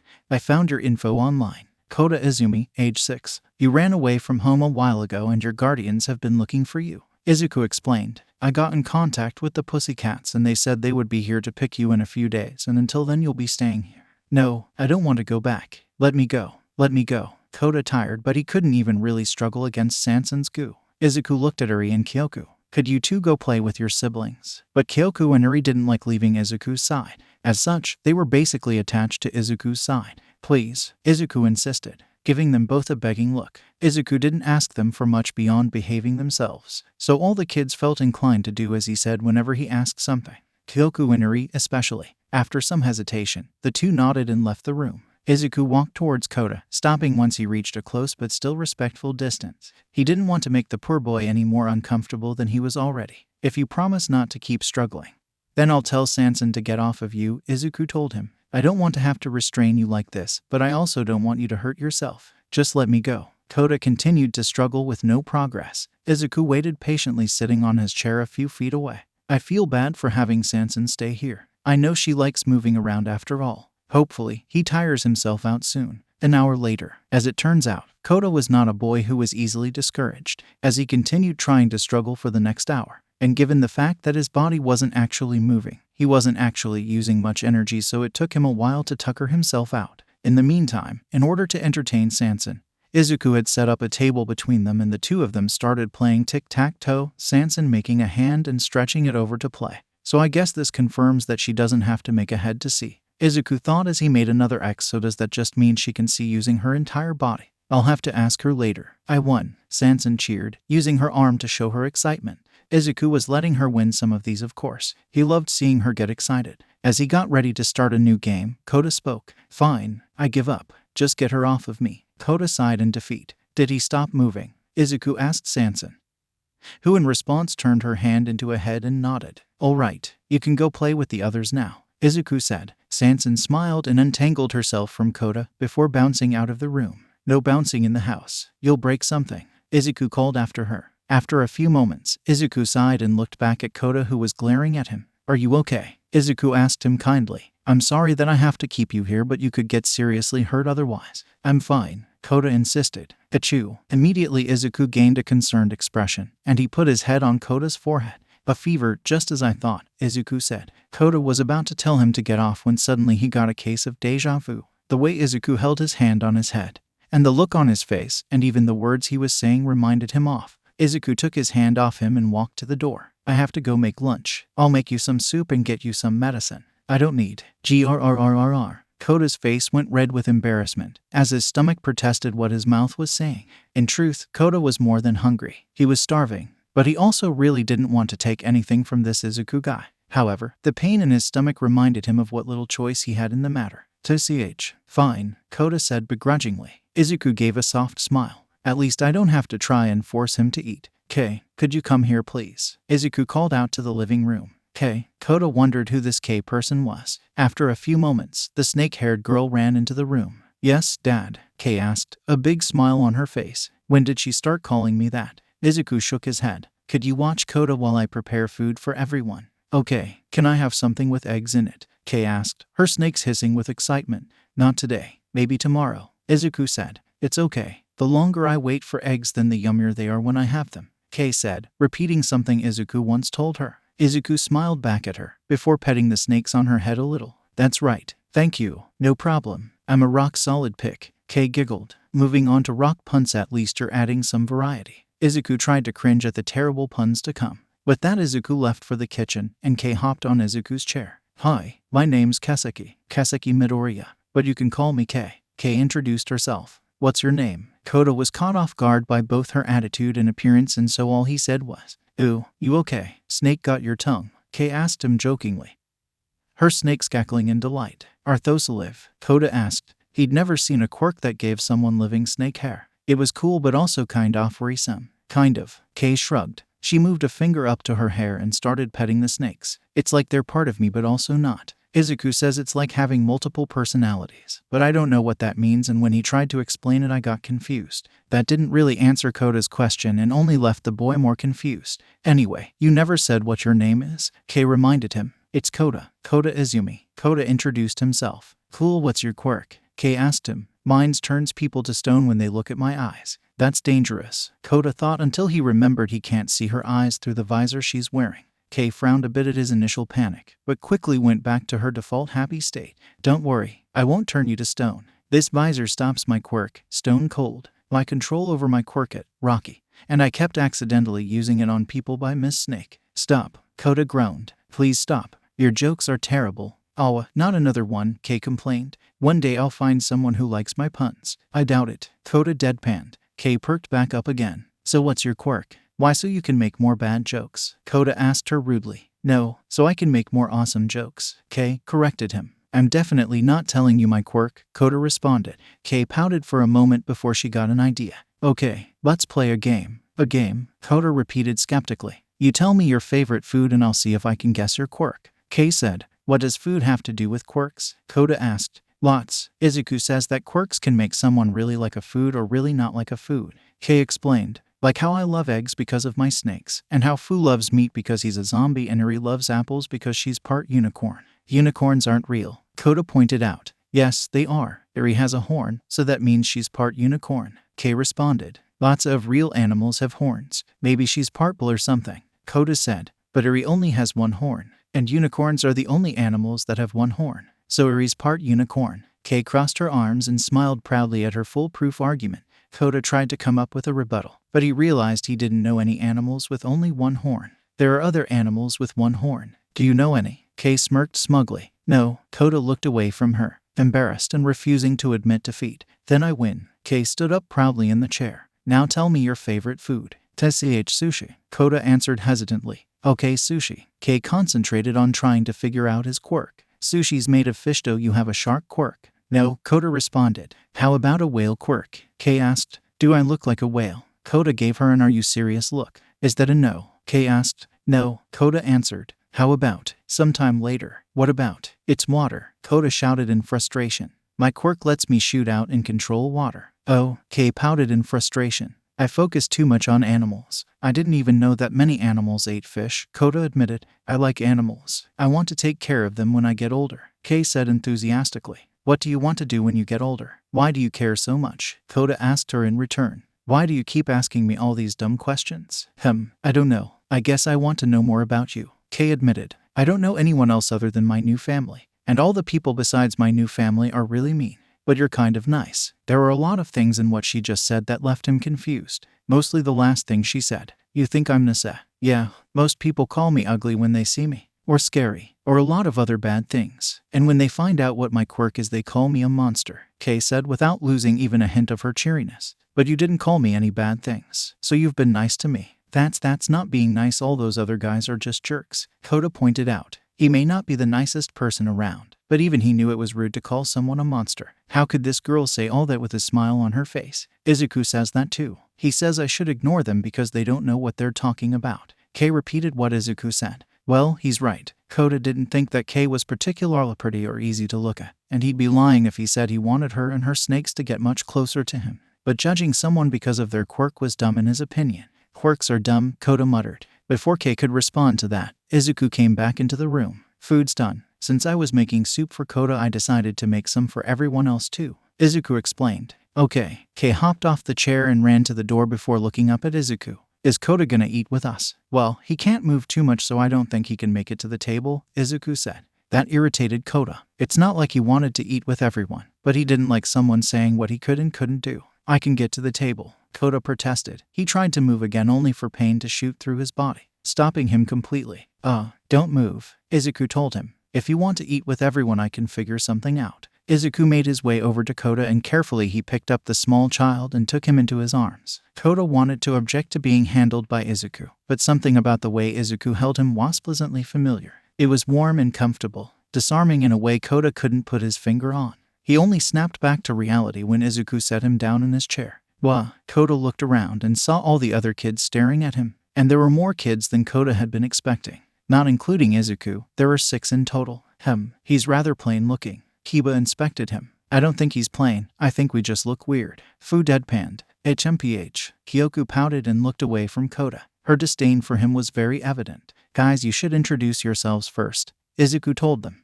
My apologies, caretaker, I forgot my manners. Kiba apologized, before standing up in the chair. My name is Kiba Midoriya, proud member of the Midoriya clan and the immortal destined ruler of mankind. Koda gave her the most confused look he'd given anyone in his life. What? She's a weirdo. She says stuff like that, but it doesn't really mean anything, Fu explained. Hey, Kiba shouted in outrage. My name is Fu Midoriya. Fu gave a simple introduction. Sansan Mudia. Sansan tried to introduce herself, confusing Koda even more. Her name is Sansan Midoriya. She has a hard time speaking because she's made of slime, Kay explained with a smile. You already know this, but my name's Kaseki Midoriya. There was a short pause, as it took a moment for the less eager members of the family to speak up. I am Izuku Midoriya, Iri said just loud enough for them to hear. It's nice to meet you. I'm Izuku Midoriya. Kyoku curtly introduced herself. Izuku gave Kyoku a concerned look for a moment, before moving on. Okay, everyone, this is Koda. As you know, he'll be staying with us for a few days until his guardians come back to get him. Guardians? Kiba asked. Does he have bodyguards? And no, I mean his legal guardians, Izuku explained. A legal guardian is someone who watches over you and is in charge of your well-being. I'm considered the legal guardian for all of you. So are his parents coming? Kei asked. No, Koda responded almost immediately. He glared at the ground fiercely. No, they're not. Let's not talk about Koda parents, Izuku said nervously. They're a sore topic. It's not like our parents were nice to either. Did they abandon him too? Kyoku said bitterly. Koda froze completely. Kyoku, Izuku picked her up. We are having a talk, young lady. The rest of you can eat. I'll be back in a moment. Please, behave yourselves. With that, Izuku took Kyoku and left. Sorry about her. Fu apologized. She doesn't. What did she mean? Koda asked all of a sudden. What? Fu asked. She asked if my parents abandoned me too. Koda repeated Kyoku's words. What did she mean?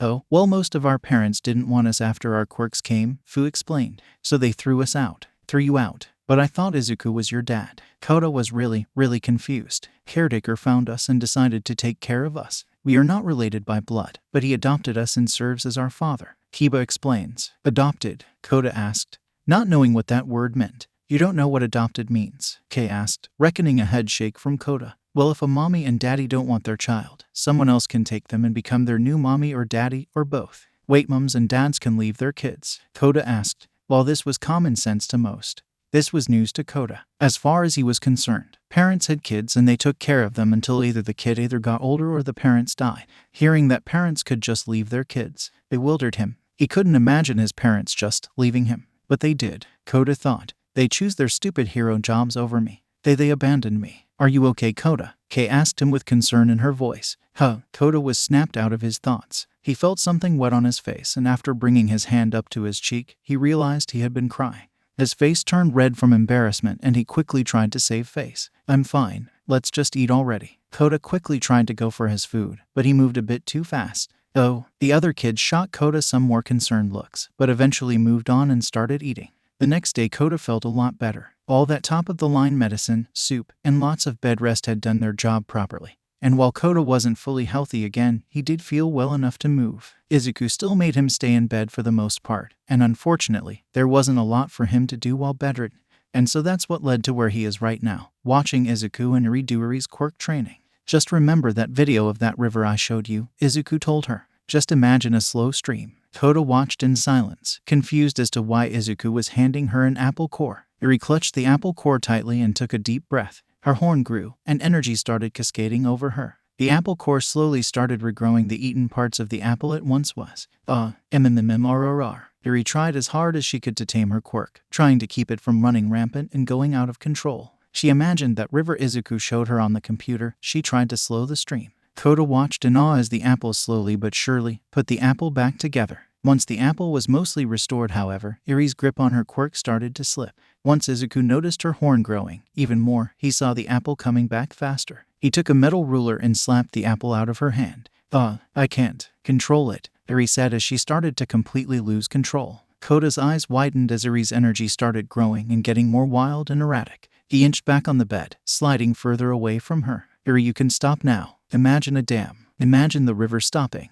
Izuku told her. Iri tried her best. Her horn started shrinking a little, but almost immediately it started growing again. It kept shrinking and growing for a while, but it was clear that Iri was fighting a losing battle. With an upset look on his face, Izuku grabbed the tranq gun that was in his pocket, took it out, and aimed it at Iri. Wait, is he going to shoot her? Koda thought in alarmed confusion. And indeed he did. Izuku shot Iri's arm with the gun, and the dart embedded itself into her arm. A few seconds later, Iri's eyes started to droop. Her horn stopped emitting energy and began sinking back into her. And in another few seconds, Iri's quirk completely deactivated and she started falling over. Izuku caught her just before she fell and lifted her into his arms. You shot her, Koda stated. He was dumbfounded, clueless as to what just happened or why. It's a dart gun, Izuku explained, pulling the dart out of Iri's arm and showing it to Koda. It's not meant to hurt someone like a real gun. It shoots out these needle things called darts. They're filled with something that makes you go to sleep for a while. Don't worry, she'll be fine when she wakes up. Oh, things made slightly more sense knowing Izuku hadn't shot her with a real gun, but Koda was still really confused about the rest of the situation. Why did you shoot her? Well, Iri's quirk is. Izuku stopped talking as he put Iri onto a futon he had set up beforehand.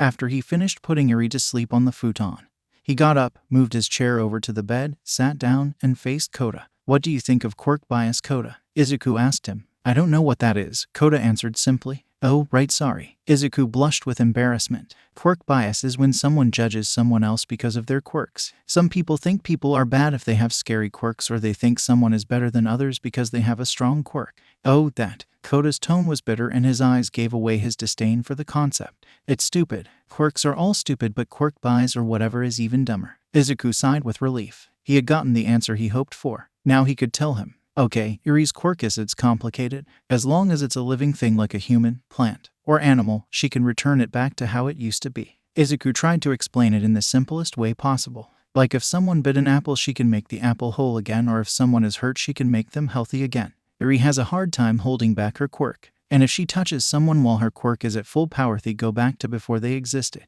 What does that mean? Koda didn't quite understand what he meant. They die, Koda, Izuku explained simply. If a person touches her while her quirk's at full power, they die. Koda's eyes became the size of dinner plates. Wait, die. Like they're dead. Yes, Koda, they die, Izuku told him. He didn't like telling people about Iri's quirk, but if Koda was going to be with them for a while, he deserved and needed to know about the danger of Iri's quirk. That's really dangerous. Koda freaked out slightly at the thought that he could have died if he'd been just a few feet closer to her. Yes, it is. Izuku nodded. So we have to be very careful when we're doing her quirk training. Why are you training her quirk? Shouldn't she not use her quirk at all? Unless, Koda made a bitter face as a thought crossed his mind. Does she want to be a hero too? Iri? No, I don't think so anyway. I think she wants to be a doctor or nurse or something. Izuku told him. But sometimes Iri's quirk turns on by itself. If she gets really stressed or panics too much, it'll turn on and she can't control it. So we do the quirk training so she can control it one day, and no one will have to be afraid of her quirk anymore. That made sense to Koda kind of. He still thought it would be better if she just never used her quirk. A quirk that dangerous was scary. And then another thought came to his mind. Izuku apparently adopted all these kids. That would include Iri. So apparently Izuku had signed himself up for taking care of a girl that could kill him with a touch. And so naturally the question that came to his mind was, why? Koda asked him. Why? Izuku repeated. Why did you adopt Iri? Koda asked. And what happened to her real parents? Izuku sighed. Iri's story is a very sad one. And once you're not ready to hear. But it goes like this. When Iri's quirk manifested, her parents were scared of it, so they gave her away to a bad man who hurt her a lot. She ran away from him, and that's when I found her. I hid her, and I called the heroes, and they arrested the bad man. But Iri's parents still didn't want her, and even if they did, they couldn't just take her back after abandoning her. And Iri's quirk was scary, very scary, so a lot of people didn't want to adopt her. But I did. Why? Koda asked. It's not like he hated Iri, but he'd be lying if he said he wasn't afraid of her quirk. Did the others know? Why weren't they afraid? She had nowhere to go. Because of her quirk, something she couldn't control, her life was almost ruined. Nobody wanted to be near her, and it wasn't because of anything she did. Izuku explained. And I know how painful that is. They all do. They all do. Does everyone here have dangerous quirks? Koda asked. All the kids do, Izuku told him. I don't. I don't have a quirk at all, Izuku said. Koda's eyes were starting to hurt from the constant widening.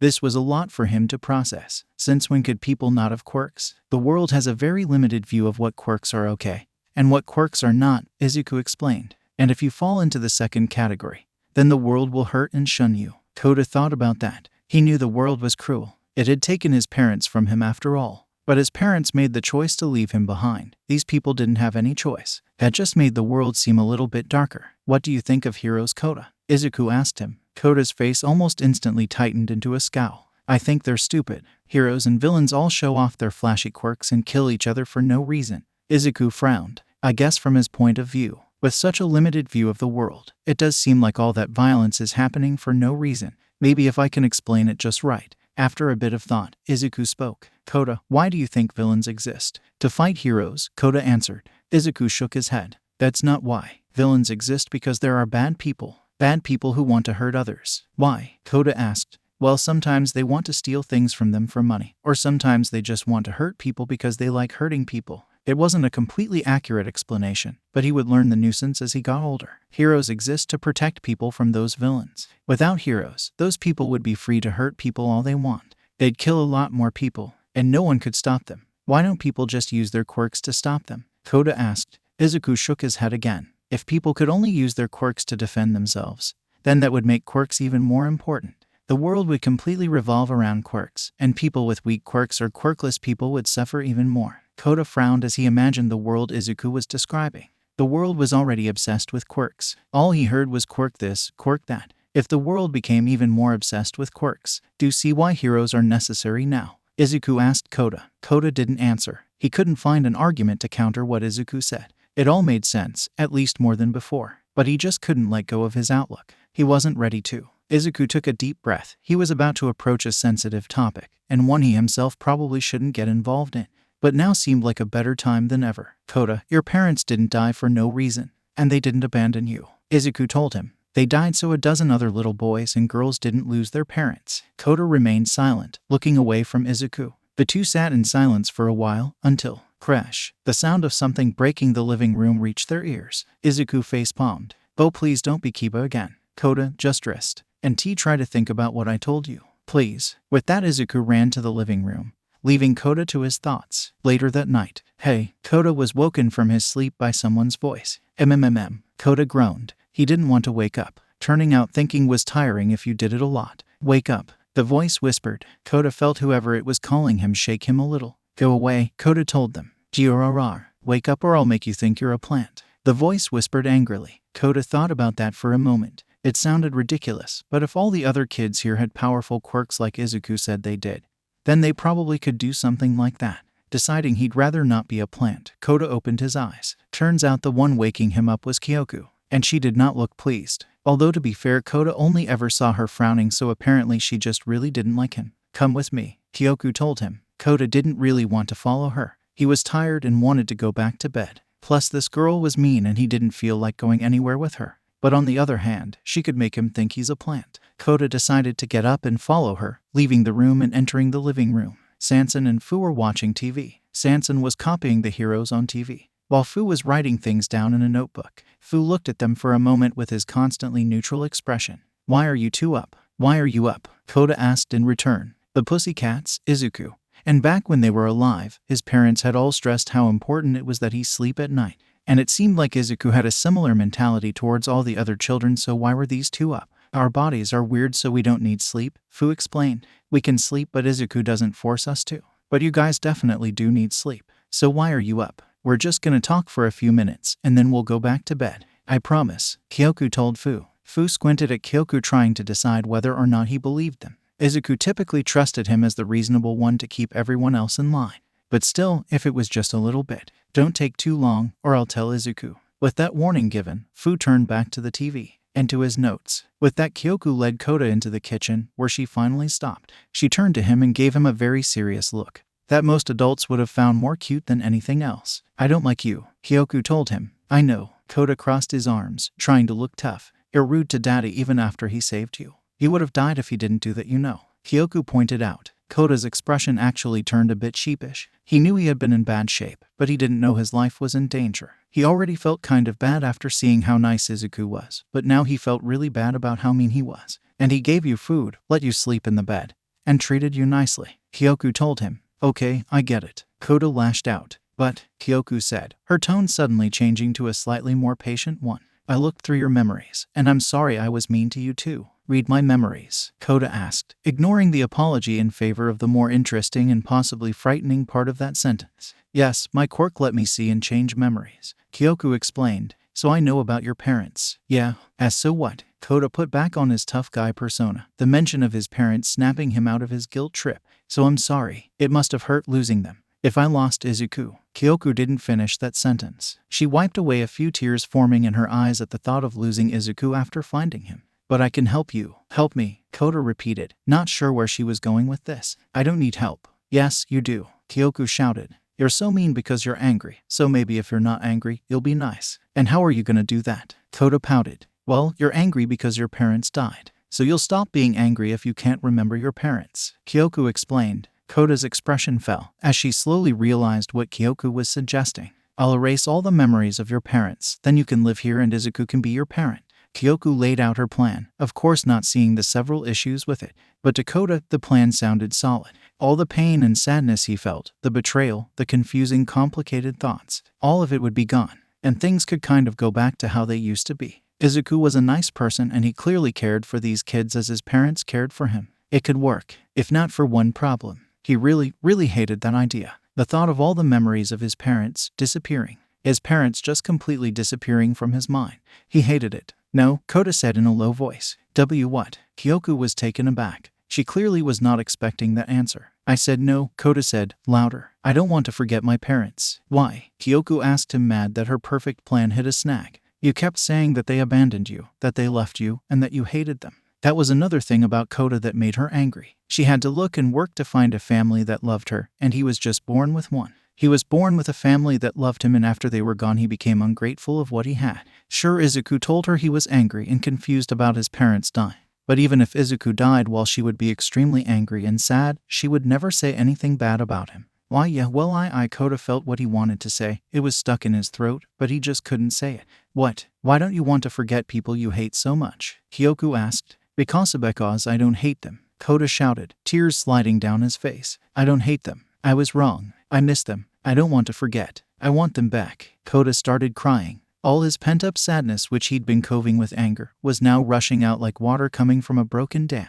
I want them back, Kota cried. Kyoku looked at Kota crying his eyes out, and her anger was replaced by sympathy, regret, and discomfort. Before either of them could do anything, however, Kota suddenly felt a hand patting his head. The two children looked up and saw Izuku standing behind the two of them. Daddy, Kyoku panicked. Her and a crying Kota did not look good for her. I can explain. It's okay, Izuku said in the most soothing voice he could. I heard most of it. You two were very loud. You woke up basically everyone except Kiba. Oh, Kyoku blushed with embarrassment. She thought she was being sneaky, but her emotional side got the best of her. I'm not mad, but we will be talking about this tomorrow. Okay, Izuku said. For now, Kyoku, please go to bed. I'll deal with Kota. Oh, okay, Kyoku said quietly before making her way out of the kitchen. With that, Izuku put all his attention towards Kota. It's okay, let it all out. It's always safe to cry here. That was all Kota needed to hear. He cried and cried and cried while Izuku kneeled down and patted him on the back to try and comfort him. After a few minutes had passed, Kota's crying began to slow.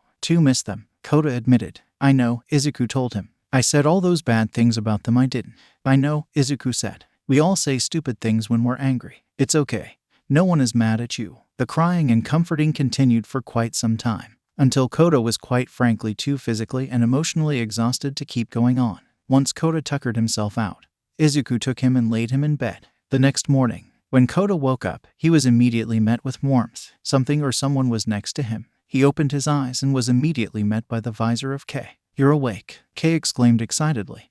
Kota was confused by her sudden closeness. We were worried about you. You cried a whole lot and we were worried. And so we watched you to make sure you were okay, Kei explained almost too quickly for Kota to understand her. Kota asked. Kei nodded and moved out of the way, revealing that Izuku was sleeping in his chair behind her, with Eri and Kyoku on his lap, and Sanson's on the ceiling. Kei pointed up. Sanson came down and formed her face right in front of Kota's face. Sanson greeted him. Kota sat still, stunned for a moment. He was kind of a mess emotionally, and so he couldn't help but feel thankful for these people, who he had only met a few days ago, were so concerned for his safety. Gee, thanks, Kota said, blushing in embarrassment for crying in front of a bunch of people. You're welcome, Kei said, smiling brightly. All the noise in front of him quickly roused Izuku from his slumber. Oh, Kota, you're awake. Izuku quickly jolted awake, waking up to two sleeping children on his knees. Daddy, Kyoku slowly opened her eyes. Izuku, Eri did the same. Oh, it looks like everyone's awake now, Izuku said. Could you guys please check on Kiba and Fu? Make sure Kiba didn't break anything in her sleep again or that Fu didn't get blood anywhere besides the sheets. Oh, and then after that could you set the table so I can cook breakfast? I'm thinking American-style pancakes. The children nodded, and some quirkier than others moved out of the room to do their assigned task, leaving Izuku alone with Kota. Are you okay? Izuku asked him gently. Sorry if they overwhelmed you. They were really worried about it. Kei especially. It's fine. I'm okay, Kota muttered quietly. There was a moment of silence between them, as Izuku didn't quite know what to say next with how Kota was right now. Thank you, Kota unexpectedly apologized. For what? Izuku looked at him in confusion. For all the stuff you did, and said, Kota explained to him, and for letting me cry like that. Oh, it's fine. Izuku smiled at him. My job is to help kids in need. And you need help, so I helped you. Kota just nodded. Ring ring, ring ring. Izuku looked at his desk, and his phone was vibrating along its surface. He moved out of his chair and picked it up. Hello, Izuku answered. Kota watched as Izuku talked with an unknown person on the phone for a while. Oh, in a few hours. All right, I'll make some breakfast for him then. Udo, you want any? Oh, that's okay. He'll be ready by the time you get here. No, it was no issue. He's a very nice boy. He was just a bit confused. Some things happened. Everything is alright. Bye. Izuku hung up the phone. He turned to Kota. That was Mandalay. She and the pussycats are coming in a few hours to pick you up. Kota's mood immediately worsened. Oh, Izuku walked up to him and rustled his hair and gave him an encouraging smile. You're always welcome here. If you want to see us, just ask the pussycats. Kota nodded, seemingly slightly less upset than before. Okay, why don't you sit down with the other kids and I'll make breakfast? Izuku asked. The boy nodded immediately. If the rest of his cooking was as good as the soup he made, then he would be in for a treat. A few hours later, Izuku, Kota, and the kids stood outside of the apartment building, while the pussycats van rolled up in front of them. And then the pussycats came out. Rock on with these sparkling gazes. We've come to lend a paw and help. Coming out of nowhere, stingingly cute and cat-like. Wild, wild pussycats. All the pussycats shouted their signature motto while doing their signature poses, despite being in their civilian clothes. And the reactions varied. Izuku, Kiba, and Sansan all had stars in their eyes. Oh wow, the wild, wild pussycat's signature motto. Right in front of me. Izuku geeked out. That motto, those poses. I must come up with some of my own. Kiba said. Guo, Sansan was always a fan of flashing and energetic movements, so this was right up her alley. Kyoku and Fu were overall less amused. Great, I know what Kiba's going to make me practice for the next week. He groaned internally. These are pro heroes. Kyoku expected them to be a bit more serious. Fairy didn't know what to think about that. She was just confused. Kota was in the same camp Fu and Kyoku were in. That despite having several changes in opinion and changes in the way he looked at the world, that still seemed just as lame as ever. However, before he could show his embarrassment, Mandalay broke formation and wrapped him up in a hug. Kota, I can't believe you did that. We were so worried about you. The heroine embraced the child, nearly smothering him. I know, I'm sorry. Kota apologized while trying his best to push her away from him. This surprised Mandalay slightly. Ever since Kota had come to them had been stubborn and difficult.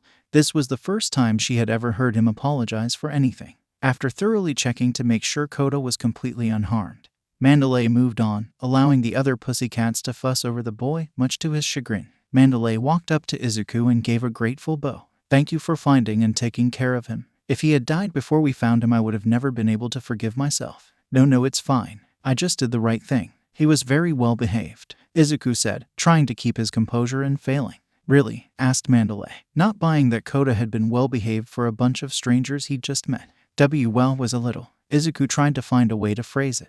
Mean, Kyoku said. Stubborn, Fu added. Difficult, Izuku finished. But that was just because Offwell, you know. He's had a rough time, but he's a good kid. I hope you don't punish him too harshly. Well, I think almost dying in the rain is enough punishment for the moment, Mandalay decided. Kota breathed a sigh of relief. But don't think you're not going to get a very stern talking to when we get home, Mandalay shouted out loud. Kota made a loud groan. Mandalay turned her attention back to Izuku. By the way, I never asked for your names. Oh right. Izuku blushed at forgetting something so simple. My name is Izuku Midoriya. Kiba Midoriya, Kiba said proudly. Fu Midoriya, Fu said in his typical monotone. Sansan Midoriya, Sansan said while she constantly moved around and looked at the pussycats. Kei Midoriya, nice to meet Naya. Kei snickered at her own pun. Kyoku Midoriya, Kyoku said from behind Izuku's leg. Iri Midoriya, Iri introduced herself. Hi. Oh well, aren't these just the cutest little kittens? Pixabom said. Are these all your younger siblings? Mandalay asked Izuku. Izuku laughed nervously. Well, you see, he's our dad, Kei explained.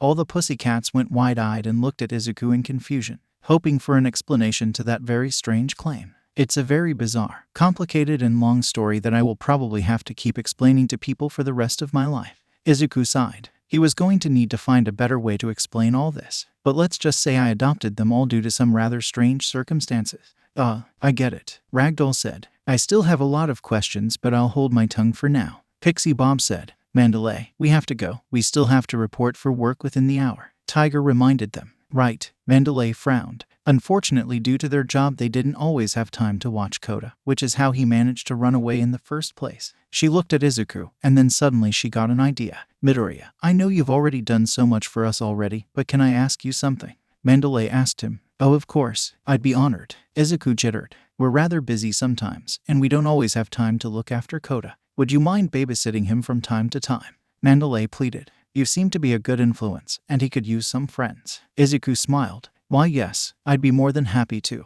He's more than welcome here. Although we are moving soon, but it's not too far away from the city. Actually, I think it might be closer to you than here. Thank you. I am really grateful, Mandalay said sincerely. Koda, it looks like you'll be staying here for a little bit longer. Yay, we get to see Koda more. Kay cheered, Sanson joining in her celebration. Well, it seems we shall be friends from this point on. Consider it an honor. Hiba told Koda. Welcome to the Damaged Children Club, Fu told him. Is he going to be our friend? Yuri asked, receiving a nod from Izuku. Oh, okay. All the kids looked at Kyoku, the one who had the biggest problem with outsiders. HMPH. It's fine as long as he stops being mean. Kyoku turned her head away. I promise, and thanks. Koda also looked away, trying to keep people from seeing his blush. Izuku smiled genuinely at the scene in front of him. It seems all well that ends well. And he didn't even have to adopt this one.